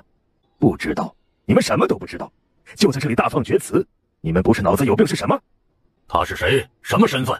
咋的？他是你爹呀，还是你爷爷呀？我告诉你们，这位乃是神医，太古仙域第1神医。别看他的修为或许并不高，但医术无人能敌。我们何家费尽了千辛万苦，终于找到了他，求着人家来到了咱们这里，为的是什么？为的不就是咱们奇峰谷的怪病吗？你们懂我的良苦用心吗？你们不好好的感谢我，居然还来到我家耀武扬威，你们还有良心吗？陈长安此时看了一眼何家老祖，不得不说，这位脸皮没比自己薄多少啊，真是啥话都敢说呀，也是不要个脸了。你说他真的能够治疗怪病，有什么凭证？凭证？就凭他救了我们何家2个人，我孙子的孙子的孙子的孙子是他救的，我孙子的孙子的孙子的孙子的孙子也是他救的，难不成我还会用这件事情来哄骗你们不成？借口，这一定是老河头找的借口，就是为了帮助何家人开脱带外人进来的这个罪名。他们几位仙王都束手无策的事情，一个金仙境1重的臭小子，他就有能力？开什么玩笑啊！你听听你自己说的话，你信吗？你是不是觉得我们3个很傻，很好骗呢？这怪病，咱们几个研究了这么多年，都束手无策，甚至是病因都找不到，就凭它？来，那你给我看看我有没有病？好，那我就给你看看。仔细一感应，发现对方体内并没有死亡法则之力。看样子，死亡法则之力虽然很强，可也并不是谁都会受到影响啊。这几位老祖实力太强，死亡法则之力很难入侵到他们的体内。怎么样，小子，我有病吗？你没有那个怪病。是没有，还是你看不出来啊？怪病确实没有，不过其他的毛病倒是有不少。怎么说你这修为也不低，怎么还有点尾？闭嘴！你在说什么胡话呢？我是个人，我哪有尾巴？我说老冯头，人家话都没说完，也许说的不是尾巴呢。一把年纪了，可不能讳疾忌医啊！我不看了，他都说我没病了。这么说，你承认他的医术高明了？我不承认。那不如，咱们就继续谈谈刚才那个尾的事情吧。我收回刚才的话，他医术确实高明。老冯头，你就这么被威胁了？不就是有点毛病吗？你怕什么？这里也没有外人，不要怕，大胆的说出来，我们不会用歧视的眼光去看你的。这么多年的兄弟了，你还不相信我们吗？说，这他妈是随随便便能说出来的事吗？他确实懂医术，只不过我不知道他是否真的会医治那怪病。要不然，咱们还是想个办法证实一下吧。证实？这怎么证实？还不是他说什么就是什么。这怪病你又不是不知道，没有发病的时候，跟正常人没有任何的区别。很简单，你们这怪病的发病率怎么样？频繁不频繁？频繁？要是频繁，早就死绝了。难不成10年8年没有人犯病？你就要在我们这里？不好了，不好了，又有人犯病了！来得早不如来得巧，你说说，这不是赶巧了吗？神医，展示吧。哎，那就给你们展示一下吧，否则还真以为我是那欺世盗名之辈。这还真的是犯病了，不是装的。这叫什么话？谁没事装病玩？那个神医是吧？你快治疗吧，我们看看你是否真的有这样的本事。沈长安并没有搭理对方，直接将左手放在了何家人的身上，体内强大的生命法则之力直接化解了对方身体之中的死亡法则之力。行了，行了，这他妈就行了？你他妈都干什么了？就是把手往身上一放就治好了？有他妈这么治病的吗？骗子，这他妈就是个骗子！醒了，真的醒了呀！你感觉怎么样？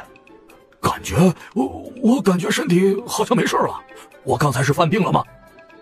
没事了，居然真的没事了！神医啊！神医，不如先去我们徐家做客，先把我们医治医治。滚蛋！凭什么去你们徐家？神医啊，我老冯这辈子没有服过谁，但是对你真的是心服口服，哪儿都服啊！你要是不介意，咱俩拜个把子吧，去我家，我好吃好喝，我好好招待你。我家女眷可多着呢，神医如今婚配否？老冯，你还要不要脸？就你家那一个歪瓜裂枣也好意思拿出来？神医，我郑家更好，要什么有什么，先去我那儿吧。你们一个个的，现在知道神医的厉害了。告诉你们，神医是我们何家请过来的，就算要治病，也会先给我们何家治。你们不是不相信神医的能力吗？回家吧，今天我就不留你们吃饭了。我何家来了贵客，我们得好好招待招待。老何，这么多年交情，你这是打算见死不救吗？哎呀，咱们之间的关系，你居然这么做，你好意思吗？老何头，你他妈是不是忘了当年的事情了？忘了我是怎么对你的了？几位，我就想问一个问题，我能留在这里，并且自由活动不被打扰吗？能，绝对可以。你们知道吗？神医说了，要帮我们找到这怪病的根源，要以绝后患。哦，真的吗？神医，既然如此，那以后这奇峰谷您随意，我们不会阻拦您做任何事情。啊，对，我们冯家也支持神医，我们郑家也是如此。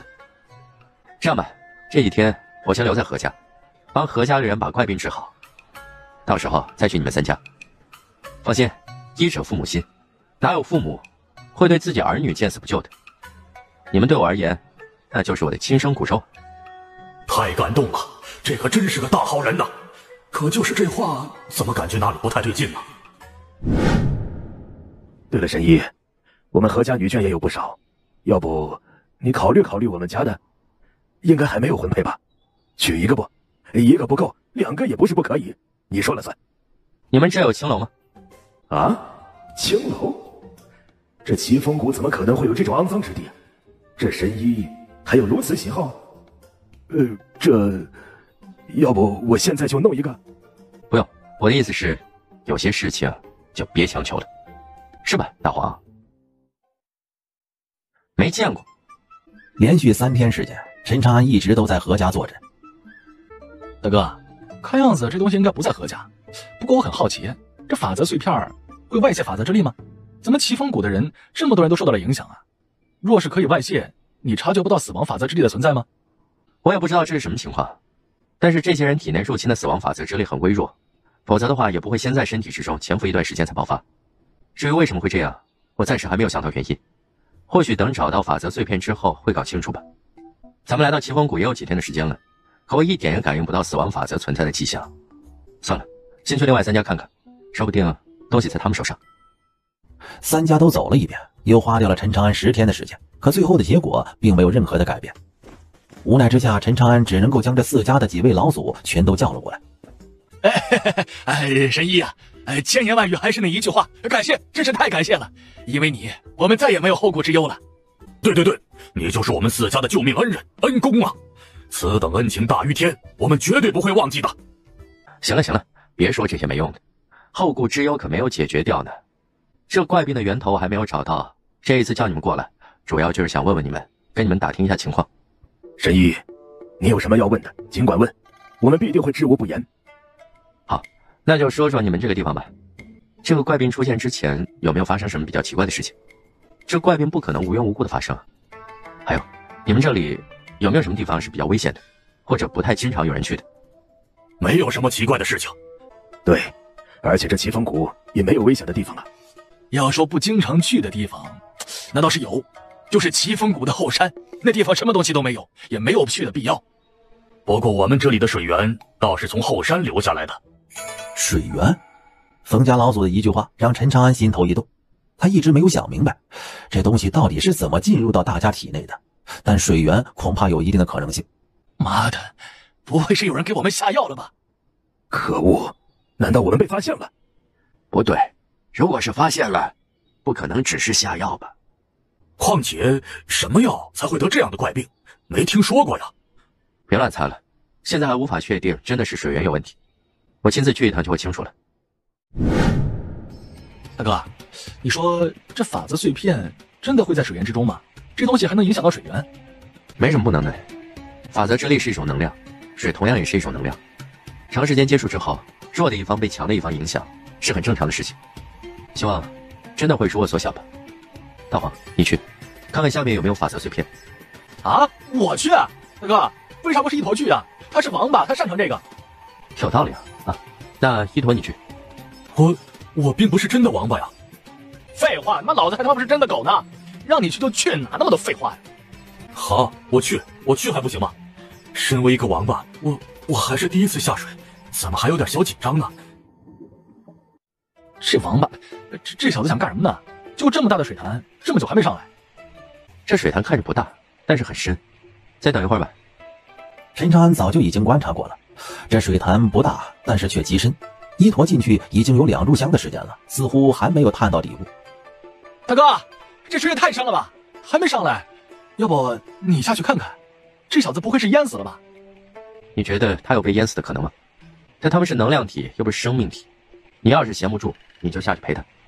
开什么玩笑啊！那下面要真的是有死亡法则碎片，自己下去了有危险怎么办呢？死道友不死贫道，这个道理大黄是深谙其道啊。就在陈长安和大黄等待一坨的时候，奇峰谷之中也来了一群不速之客。怎么会暴露？他们是怎么找到这里的？难道是？不可能，绝对不可能是神医。那究竟是如何被发现的？不清楚，可如今既然已经被发现了，恐怕躲是躲不过去了。唉，这么多年过去了，没想到他们还真是紧追不舍呀。4个人没有继续废话，而是身影一闪，向着来人飞去了。大人，就是这里。他们一直都住在这个地方。出卖了自己的族人，不后悔吗？大人，我早就已经不是他们的族人了，是他们自己说的，走了就不再是他们的家人。所以我没有什么后悔的。况且能够为大人做事，这是我的荣幸。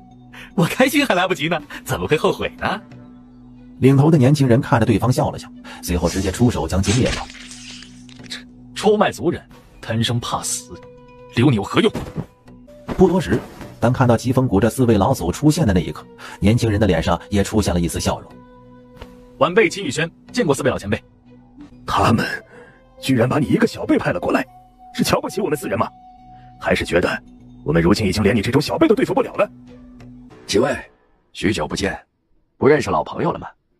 您身为秦家长辈，居然让一个小辈领头，这小子是什么身份？江山代有才人出，一代新人换旧人。